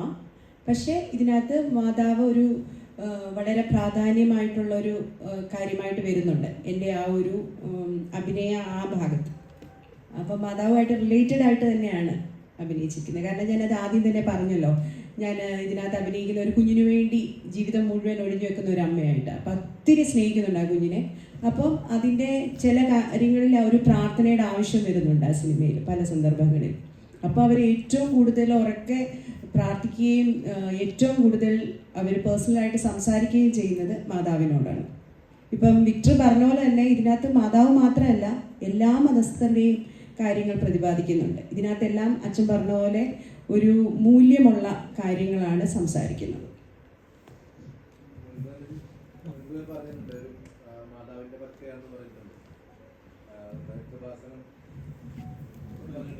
ഞാൻ പറഞ്ഞിട്ടുണ്ട്.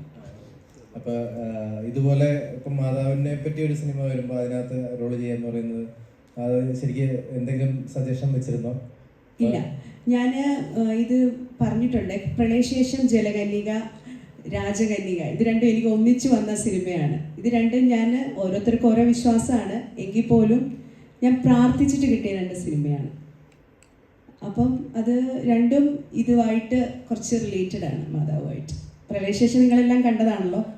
അതെൻ്റെ ഏജുമായിട്ട് ഒരുപാട് വ്യത്യാസമുണ്ട്. പക്ഷേ ഇത് എൻ്റെ ഏജുമായിട്ട് വളരെ സാമ്യമുള്ളതും ഞാനുമായിട്ടും കുറച്ച് സാമ്യമുള്ളതുമായിട്ടുള്ളൊരു ക്യാരക്ടറാണ്.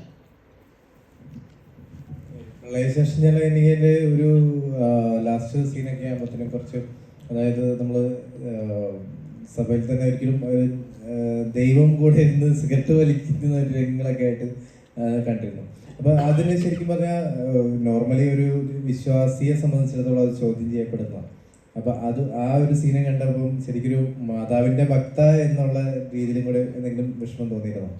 ഇല്ല, അതൊരു ഫാൻറ്റസി ആയിട്ട് അവിടെ കാണിച്ചിരിക്കുന്നത്. ഒരു സ്വപ്നത്തിൽ അങ്ങനെ വരുന്നതായിട്ടാണ്. കാരണം എൻ്റെ ഭർത്താവായിട്ട് അഭിനയിക്കുന്ന ലൂയി ചായൻ, അദ്ദേഹം ഒരു കമ്മ്യൂണിസ്റ്റുകാരനായിരുന്നു. അദ്ദേഹം ഒരു ദൈവവിശ്വാസി ആയിരുന്നില്ല. പക്ഷേ അദ്ദേഹത്തിന് മഠത്തിൽ ഒരു കന്യാസ്ത്രീയാകാൻ പോകുന്ന ഒരു കുട്ടിയോടൊരു സ്നേഹം തോന്നുകയും അവർ തമ്മിൽ കല്യാണം കഴിക്കാമെന്ന് പ്ലാൻ ചെയ്യുകയും ചെയ്യുന്നതാണ് ഈ ചെറുപ്പകാലം. എങ്കിലും അദ്ദേഹം പ്രായമാകുമ്പോൾ, അവശരായിരിക്കുമ്പോൾ, അദ്ദേഹത്തിന് മരണത്തിന് മുമ്പ് അദ്ദേഹം ഒരു ഡ്രീമിൽ, സ്വപ്നത്തിൽ കാണുന്നതാണ്. അദ്ദേഹത്തിൻ്റെ കുറേ സ്വപ്നങ്ങൾ അദ്ദേഹത്തിൻ്റെ ഭാര്യയോട് ചർച്ച ചെയ്തിട്ടുണ്ട്. അപ്പോൾ അതിനകത്തൊരു സ്വപ്നമായിരുന്നു പോപ്പ് നേരിട്ട് വന്ന് അദ്ദേഹത്തിൻ്റെ ഫ്യൂണറൽ നടത്തണം. പിന്നെ അതേ ആ സ്വപ്നത്തിൽ കാണിക്കുന്നതല്ല. അപ്പം അദ്ദേഹം ഒരു നല്ല ആളായത് ആഫ്റ്റർ മാരേജാണ്. അതുകൊണ്ടാണ് ആ സ്വപ്നത്തിൽ അങ്ങനെ ഒരു തീം അദ്ദേഹം സ്മോക്ക് ചെയ്യുന്നതായിട്ട് കാണിക്കുന്നത്. അത് അന്നേരം നമ്മളൊരു സോങ് സീക്വൻസിലാണ് അത് വരുന്നത്. അതൊക്കെ സിനിമയുടെ ഒരു ഫാൻറ്റസി ടൈപ്പായിട്ട്, അല്ലെങ്കിൽ ഭയങ്കര ഓഫ് ബീറ്റ് മൂവിയായി പോയേനെ അത്. പക്ഷെ അതുപോലെ തന്നെ അതിനകത്ത് വേറൊരു സീൻ ഉണ്ടായിരുന്നു. ഇപ്പൊ സിനിമയെ കുറിച്ച് ചർച്ച ചെയ്തുകൊണ്ടല്ല നമ്മൾ സംസാരിക്കുന്നത്. അതായത് ഇതേ ജോണറിൽ വരുന്ന ഒരു സിനിമ തന്നെ ആയി, അതായത് കുറച്ച് നന്മ പറയുന്ന ഒരു സിനിമയായിരുന്നു അത്.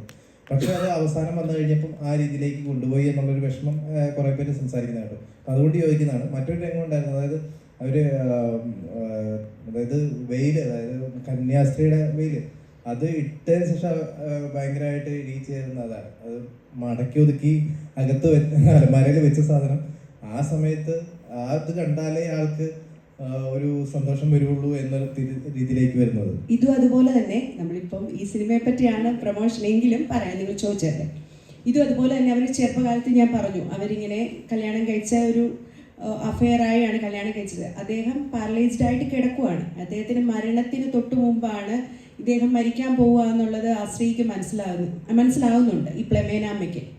അപ്പോഴാണ് ഇവർ വെള്ളപ്പൊക്കത്തിൻ്റെ സമയത്ത് ആൾക്കാർ വന്ന് നിങ്ങൾ വീട് ഒഴിഞ്ഞു തരണം, നിങ്ങൾ ഇപ്പോൾ വെള്ളം പൊങ്ങും, അങ്ങനത്തെയൊക്കെ കുറേ കാര്യങ്ങൾ അതിനകത്ത് കാണിക്കുന്നുണ്ട്. ആ സമയത്ത് ഇവർ വന്ന് ഇവരുടെ ഹസ്ബൻഡിനോട് ഇത് പറയാൻ വരുമ്പോഴാണ് ഇദ്ദേഹത്തിൻ്റെ ബുദ്ധിമുട്ടും കാര്യങ്ങളും മനസ്സിലാകുന്നത്. ഇദ്ദേഹത്തിന് ഒന്നും ചെയ്യാൻ പറ്റുന്നില്ല. അദ്ദേഹം ഇത്രയും ഫൈറ്റ് ചെയ്ത് ജീവിച്ച ഒരാൾ ഇത്രയും കിടപ്പാവുമ്പോൾ ഉള്ള ഒരവസ്ഥ ആ വൈഫിന് മനസ്സിലാവുന്നു. അപ്പോൾ അവർ ആ പഴയ ഒരു സ്വപ്നലോകത്ത്, അതും സോങ് ആണ്, സ്വപ്നലോകത്ത് അവരുടെ പഴയ വെയിൽ യൂസ് ചെയ്ത് അദ്ദേഹത്തെ ഒന്ന് ഹഗ് ചെയ്യുന്ന ഒരു ഷോട്ടാണത്. പിന്നെ ഈ ഒരു പ്ലെമേന എന്ന് പറഞ്ഞ സ്ത്രീ, അതിനകത്ത് ദൈവവിശ്വാസത്തിലുപരി അവർ വളരെ തൻ്റേടിയായിട്ടൊരു സ്ത്രീയാണ്. അവരുടെ ഇടയ്ക്ക് ആരുടെ ഒരു വിളച്ചിലും നടക്കില്ല. അവർക്കാകെ അവർക്കിഷ്ടമുള്ള ഒരു വ്യക്തി അവരുടെ ഹസ്ബൻഡ് മാത്രം. ബാക്കി മക്കളോടോ വേറെ ആരോടും അവർ അത്ര വലിയ സ്നേഹമുള്ള ഒരു സ്ത്രീയല്ല. എല്ലാവരോടും എതിർത്ത് അവരുടെ ജീവിതത്തിൽ അവരുടെ ഹസ്ബൻഡിന് വേണ്ടി മാത്രം, അല്ലെങ്കിൽ ആ വീട്, അവരുടെ പശുക്കള്, ആട്, ഇതിനുവേണ്ടി മാത്രം ജീവിക്കുന്ന ഒരു സ്ത്രീ ആയിട്ടാണ് അവരെ കാണിക്കുന്നത്. ഡയറക്ടറോടാണ്, ഇടുക്കിയിലാണ് ഇത് ആദ്യമായിട്ട് പ്രദർശിപ്പിക്കുന്നതെന്ന് പറഞ്ഞു. അല്ലല്ല, ഇത് ഓൾറെഡി എല്ലാ ജില്ലയിലും നമ്മൾ റിലീസുണ്ട്. സെൻറ്ററുകൾ നമ്മൾ എടുത്തിരിക്കുന്നത് ചില ജില്ലകളിൽ കൂടുതൽ സെൻറ്ററുകളുണ്ട്, ചിലയിടത്ത് കുറച്ച്. അങ്ങനെ നമ്മൾ അതിൻ്റെ ഒരു മാർക്കറ്റിംഗ് നോക്കും. ഇപ്പോൾ ഒരു സിനിമ എടുത്ത് ഒറ്റയടിക്ക് 700 സ്ക്രീനിലോട്ട് ഇട്ട് കഴിഞ്ഞാൽ അത് നമുക്കറിയാമല്ലോ പൊതുവെ. ഇപ്പം ഞാനൊരു സിനിമ ഇത് ചെയ്ത് കഴിഞ്ഞപ്പോഴാണ് ഞാൻ ഇറങ്ങുന്ന സിനിമകളും അതിന് വരുന്ന കളക്ഷനും ഏതൊക്കെ ഏരിയകളിലാണ് ഇത് കളക്ട് ചെയ്യുന്നത്, ഏതൊക്കെ ഓഡിയൻസ് ആണ് ഓരോ സിനിമയുടെ ഇതൊക്കെ മനസ്സിലാക്കിയിട്ട് വളരെ അത്രയും സ്റ്റഡി ചെയ്തിട്ടാണ് നമ്മൾ എല്ലാ ജില്ലയിലും തന്നെ റിലീസുണ്ട്. പക്ഷേ ചില ജില്ലകളിൽ കൂടുതൽ സെൻറ്ററുകളുണ്ട്. ഇപ്പം നമ്മൾ എറണാകുളത്ത് റിലീസുണ്ട്, ആലപ്പുഴ സൈഡുണ്ട്, കൊല്ലം, തിരുവനന്തപുരം, എല്ലാ ജില്ലയിലും റിലീസുണ്ട്. ചില ഏരിയകളിൽ നമ്മൾ സെൻറ്റർ കോട്ടയമുണ്ട്. കോട്ടയം നമ്മൾ ഏറ്റുമാനൂർ എടുത്തിരിക്കുന്നത്. അപ്പോൾ പിന്നെ ചില തിയേറ്ററുകൾ ഞാൻ ചൂസ് ചെയ്തിട്ടുണ്ട്. അത് 4K അറ്റ്മോസ് ആണ് സിനിമ. അപ്പോൾ കഴിയുന്നതും ഫസ്റ്റ് പോകുന്നത് 4K 2K ഉള്ള തിയേറ്റേഴ്സ് പ്രിഫർ ചെയ്തിട്ടുണ്ട്. കാരണം നമ്മൾ ഇത്രയും പൈസയൊക്കെ മുടക്കി അറ്റ്മോസ് ഒക്കെ ചെയ്തിട്ട് അത് അങ്ങനെയുള്ള ഒരു സൗണ്ട് സിസ്റ്റം ഉള്ള തിയേറ്ററിൽ ഇരുന്ന് കാണണം എന്നുള്ളത് എൻ്റെ ഒരു പേഴ്സണൽ ആഗ്രഹമാണ്. അല്ലെങ്കിൽ ഞാൻ അത്രയും നമ്മുടെ എഫേർട്ട് എടുത്തിട്ട് അതുകൊണ്ട് ഫസ്റ്റ് റിലീസ് വന്നെങ്കിൽ പിന്നെ നല്ല തിയേറ്റേഴ്സ് ഇവിടെ പോകണമെന്നൊരു ആഗ്രഹം ഉണ്ടായിരുന്നു. പിന്നെ പടം റീച്ച് ആകുന്നതനുസരിച്ച് ഇത് സെക്കൻഡ് വേഴ്സ് നമുക്ക് തിയേറ്ററുകൾ കൂട്ടാൻ നിസ്സാര സമയം മതി. അനാവശ്യമായിട്ട് കൊണ്ട് ഒരുപാട് തിയേറ്റേഴ്സ് എടുത്തിട്ട് നമുക്ക് റീച്ച് ഇല്ലാത്ത സ്ഥലങ്ങളിൽ പടം കുറേ ഇടത്ത് ഷോ നടക്കാതെ വരും. അങ്ങനെ വന്നു കഴിയുമ്പോഴത്തേനും അത് ആ സിനിമയെ ബാധിക്കും. അതിൽ നല്ലത് കുറേ ഒരു 100 സെൻറ്റേഴ്സ് എടുത്തിട്ട് നമുക്ക് കോൺഫിഡൻസ് ഉള്ള ഏരിയകളിൽ മാക്സിമം വർക്ക് ചെയ്ത് സ്റ്റെപ്പായിട്ട് ഫില്ല് ചെയ്യാന്നുള്ള ഇതാണ്. പിന്നെ ഇത് 3 ലാംഗ്വേജ് ഞാൻ പറഞ്ഞു. ഇതൊരു കേരള തമിഴ്നാട് ബോർഡറിൽ നടക്കുന്ന ഒരു സ്റ്റോറിയാണ്. അപ്പോൾ ഇതിലെ ക്യാരക്ടേഴ്സൊക്കെ തമിഴും മലയാളവും മിക്സഡാണ് എൻ്റെ ക്യാരക്ടേഴ്സൊക്കെ ചെയ്തിരിക്കുന്നത്. അപ്പോൾ അതെനിക്കൊന്ന് തമിഴിൽ ഈ സിനിമ എനിക്കൊന്ന് കേരളത്തിനേക്കാളും കുറച്ചുകൂടെ റീച്ച് തമിഴ്നാട്ടിലുണ്ടാകുമെന്ന് തോന്നുന്നു. ഇവിടെ ചെയ്ത് റിലീസിനൊപ്പം തന്നെ ഇത് ഞാൻ പുറത്തോട്ട് വിടുന്നതിന് പിന്നെ ഇതിന് കുറച്ച് ഈ ഫാൻറ്റസി ഇതൊക്കെ വന്നൊരു മാതാവിൻ്റെ ഇതൊക്കെ വരുന്നതുകൊണ്ട് വിദേശത്തോട്ടാണ് കുറച്ചുകൂടെ ഇങ്ങനത്തെ സിനിമകൾ ഓടുന്നതെന്ന് തോന്നുന്നു. നമുക്ക് ഇവിടുത്തെ ജില്ലയിൽ കേരളത്തിൽ 14 ജില്ലയിൽ കുറച്ചാണല്ലോ നമുക്ക് അതിൻ്റെ ഒരു തമിഴ്നാട് പോകുമ്പോൾ കുറച്ചുകൂടെ റീച്ച് കിട്ടുന്നു. പുറത്തോട്ട് പോകുമ്പോൾ കുറച്ചുകൂടെ ഞാനത് പുറത്തേക്ക് ഓസ്ട്രേലിയയൊക്കെ റിലീസ് ചെയ്യാൻ അങ്ങനെ ഒരു വ്യൂവിലൊക്കെയാണ് ഈ സിനിമ ചെയ്തത്. വലിയ ഇതിനെപ്പറ്റി എന്താ പറയുക, ഞാനൊരു ബിഗിനറാണ്. ഇപ്പോൾ നമ്മൾ ഒത്തിരി സിനിമയെ പറ്റി ഒന്നും തള്ളിമറിക്കാൻ നമുക്കില്ല. ആൾക്കാരത് കണ്ട് ഇഷ്ടപ്പെട്ട അത്രയുള്ളൂ. നമുക്ക് എല്ലാവരെയും തൃപ്തിപ്പെടുത്തി നമുക്കൊരു സിനിമ ഒരിക്കലും എടുക്കാൻ പറ്റില്ല. നമ്മൾ ചെയ്യുന്ന സിനിമ ഒരു കൂടുതൽ ആൾക്കാർ ഓരോ വിഭാഗം ഉണ്ടല്ലോ. ഇപ്പം കുട്ടികൾക്ക് ഇഷ്ടപ്പെടുന്ന സിനിമ ആക്കണമെങ്കിൽ ഞാൻ ആ ടൈപ്പ് ചെയ്യണം. ഇത് ഞാൻ എല്ലാവർക്കും റിലേറ്റ് ചെയ്യുന്ന രീതിയിലാണ് സിനിമ ചെയ്തേക്കുന്നത്. നോക്കാം.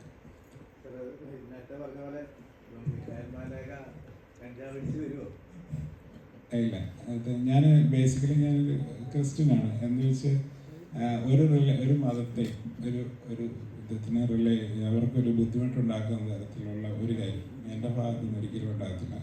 എൻ്റെ സ്റ്റോറി വളരെ ജെന്യുവിനായിട്ടും ഇപ്പം ഞാനൊരു ക്രിസ്ത്യൻ മതത്തിൽ ജനിച്ചു വളർന്നു എന്ന് പറയുമ്പോഴും ഞാൻ എല്ലാവരെയും ഒരേപോലെയാണ് കാണുന്നത്. എൻ്റെ സിനിമയിൽ വർക്ക് ചെയ്യുന്നത് ക്രിസ്ത്യൻസ് മാത്രമല്ല, ഭൂരിഭാഗം ആൾക്കാരും മറ്റേ റിലീജിയനിൽ പെട്ടവർ. ഞാൻ അവരുടെ സ്കില്ല് മാത്രമേ നോക്കിയിട്ടുള്ളൂ.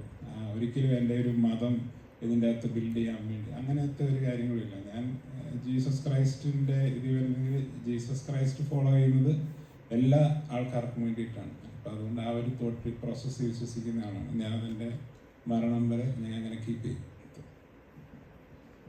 എന്തായാലും സിനിമ വലിയൊരു വിജയമായി മാറട്ടെ. ഒരുപാട് ഒരു സിനിമയും ചെറുതല്ല, എല്ലാ സിനിമയും നമ്മളൊരു സിനിമ ചെയ്യുമ്പോൾ നമ്മൾ അതിൻ്റെ ഒരു എഫർട്ട് നമ്മൾ മനസ്സിലാക്കുന്നു. എന്നെപ്പോലെ തന്നെ അല്ലെങ്കിൽ ഇപ്പം ഉടനെ ഇറങ്ങാൻ പോകുന്ന എല്ലാ സിനിമകൾക്കും ഇതുപോലെ എഫർട്ടുണ്ട്. നമ്മുടെ സിനിമ മാത്രമാണ് മഹത്തരം എന്ന് നമുക്ക് പറയാൻ പറ്റില്ല. ഒരുപാട് സിനിമകൾ ഇറങ്ങുന്നത് എല്ലാവരും ഇതുപോലെ ഹാർഡ് വർക്ക് ചെയ്തും എഫർട്ട് ചെയ്ത് എടുത്താണ് സിനിമകളുണ്ട്. ഈ സിനിമയിൽ ഇപ്പം നമ്മൾ പബ്ലിഷ് ചെയ്തേക്കുന്ന ചിത്ര ചേച്ചിയുടെ ഒരു സോങ്ങാണ്. വേറെ 2-3 സോങ്സ് ഉണ്ട്. അതൊക്കെ നല്ല രസമുള്ള സോങ്സാണ്. അത് സൂപ്പറായിട്ടുള്ള സോങ്സാണ്. പക്ഷെ നമുക്ക് ആ സിനിമയ്ക്ക് മുന്നേ ഇത് ഇറക്കി വിട്ട് കഴിഞ്ഞാൽ ഇതിങ്ങനെ കണക്റ്റഡ് ആണ് എല്ലാവരും. ഇപ്പോൾ മെറീനയുടെ ക്യാരക്ടർ പോലും ഇങ്ങനെ ഹൈഡ് ചെയ്ത് സംസാരിക്കുന്നത് അതിൻ്റെ സസ്പെൻസ് നിർത്താൻ വേണ്ടിയിട്ടാണ്. ഇപ്പോൾ 2 സോങ്സ് കൂടെ വരാനുണ്ട്. നമ്മൾ റിലീസ് ചെയ്തതിന് ശേഷം ആലോചിച്ച് ചെയ്യാൻ മാലാഖ വരുന്നത് സസ്പെൻസ് ആയിട്ടാണ്. മാലാഖ അതിൻ്റെ ഒരു ക്രൂഷ്യൽ സ്റ്റേജിൽ ഒരു കൊറോണേഷൻ്റെ ഒക്കെ ടൈം പടം കണ്ടിട്ടുണ്ട്. അത് സിനിമ എന്തായാലും വലിയൊരു വിജയമായി മാറട്ടെ. ഞങ്ങളെപ്പോലുള്ള ആൾക്കാരൊന്നും ഇപ്പം നിങ്ങൾ ചോദിച്ച് കൂടുതൽ സ്ക്രീൻസ് എടുക്കുന്ന കാര്യത്തിൽ പറഞ്ഞപ്പോൾ നമുക്ക് ഒറ്റയടിക്ക് ഇപ്പോൾ ഒരു സൂപ്പർ സ്റ്റാർ സിനിമയാണെങ്കിൽ ഓട്ടോമാറ്റിക്കായിട്ടൊരു ഫാൻസ് എപ്പോഴും ഉണ്ട്. അത് ആരും ഒന്നും ചെയ്യണ്ട. ഓൾറെഡി ആദ്യത്തെ 2-3 ദിവസത്തെ എപ്പോഴും തിയേറ്ററിൽ ആളുണ്ട്. അപ്പം നമുക്ക് പ്രത്യേകിച്ച് ഒന്നും ചെയ്യണ്ട. ഇങ്ങനെയുള്ള സിനിമകളുടെ പ്രശ്നം എന്ന് പറഞ്ഞു കഴിഞ്ഞാൽ എത്ര നല്ല സിനിമയാണെങ്കിലും നമുക്ക് ആദ്യത്തെ ഒരു ബേസിക് ഓഡിയൻസ് ഒരു 2-3 ദിവസം തിയേറ്ററിൽ ഉണ്ടെങ്കിൽ അത് ആൾക്കാർ കണ്ടാണ് ഇത് കയറി വരുന്നത്. അങ്ങനെയാണ് ഞാൻ വിശ്വസിക്കുന്നത്. അതുകൊണ്ടാണ് നമ്മൾ ഇമ്പോർട്ടൻ്റ് കുറച്ച് സെൻറ്റേഴ്സ് എടുത്ത് സ്റ്റാർട്ട് ചെയ്ത് അപ്പം കഴിയുന്നത്രയും സപ്പോർട്ട് ചെയ്യുക. ഞാൻ ഒരിക്കലും ഒരു സിനിമ ചെയ്യുന്നത് എൻ്റെ മാത്രം ഒരു പർപ്പസിനല്ല. ഞാൻ ഓൾറെഡി ഒരു ആക്ടറായിട്ട് ഇൻഡസ്ട്രി സ്റ്റാർട്ട് ചെയ്ത് തുടങ്ങിയ ആളായിരുന്നു. പിന്നീട് ഞാനൊരു 6-7 വർഷക്കാലം ഇതിൽ നിന്ന് മാറി എങ്ങനെ നമ്മുടെ ഒരു ലൈഫ് ജേണി നമ്മൾ ചിന്തിക്കുമ്പോൾ നമ്മൾ ചെയ്യുന്ന ഒരു കാര്യം കൊണ്ട് മറ്റുള്ളവർക്കൂടെ ഉപകാരം ഉണ്ടായി എല്ലാവർക്കും വരുമ്പോഴാണ് നമുക്ക് കുറച്ചുകൂടെ സന്തോഷം. ഈ സിനിമയിൽ ഒരുപാട് ആർട്ടിസ്റ്റുകൾ, സിനിമയിലുള്ള എക്സ്പീരിയൻസ്ഡ് ആയിട്ടുള്ള ആർട്ടിസ്റ്റുകളുണ്ട്. അപ്പോൾ ഒരുപാട് പുതിയ ആൾക്കാരെ ഞാൻ ഒരുപാട് എഫേർട്ട് എടുത്ത് കൊണ്ടുവന്നിട്ടുണ്ട്. ഞാൻ എൻ്റെ ക്യാരക്ടറിന് വേണ്ടി അവരെ മോൾഡ് ചെയ്തെടുത്തിട്ടുണ്ട്. ഇപ്പം നമ്മളൊരു സിനിമയെ വാല്യൂ ചെയ്യുമ്പോൾ അതിലുള്ള എല്ലാവർക്കും കൂടെ അത് ഉപകാരപ്പെടുക. ടെക്നിക്കൽ ക്യാമറ ആൾക്കാരൊക്കെ ഇൻട്രൊഡ്യൂസ് ചെയ്തിട്ടുണ്ട്. അപ്പോൾ ഇവരുടെയൊക്കെ ലൈഫിലൊരു സ്റ്റാർട്ടിങ് കിട്ടുമ്പോൾ അതെനിക്ക് എന്നെ സംബന്ധിച്ച് വളരെ ഇമ്പോർട്ടൻ്റ് ആണ്. Thank you.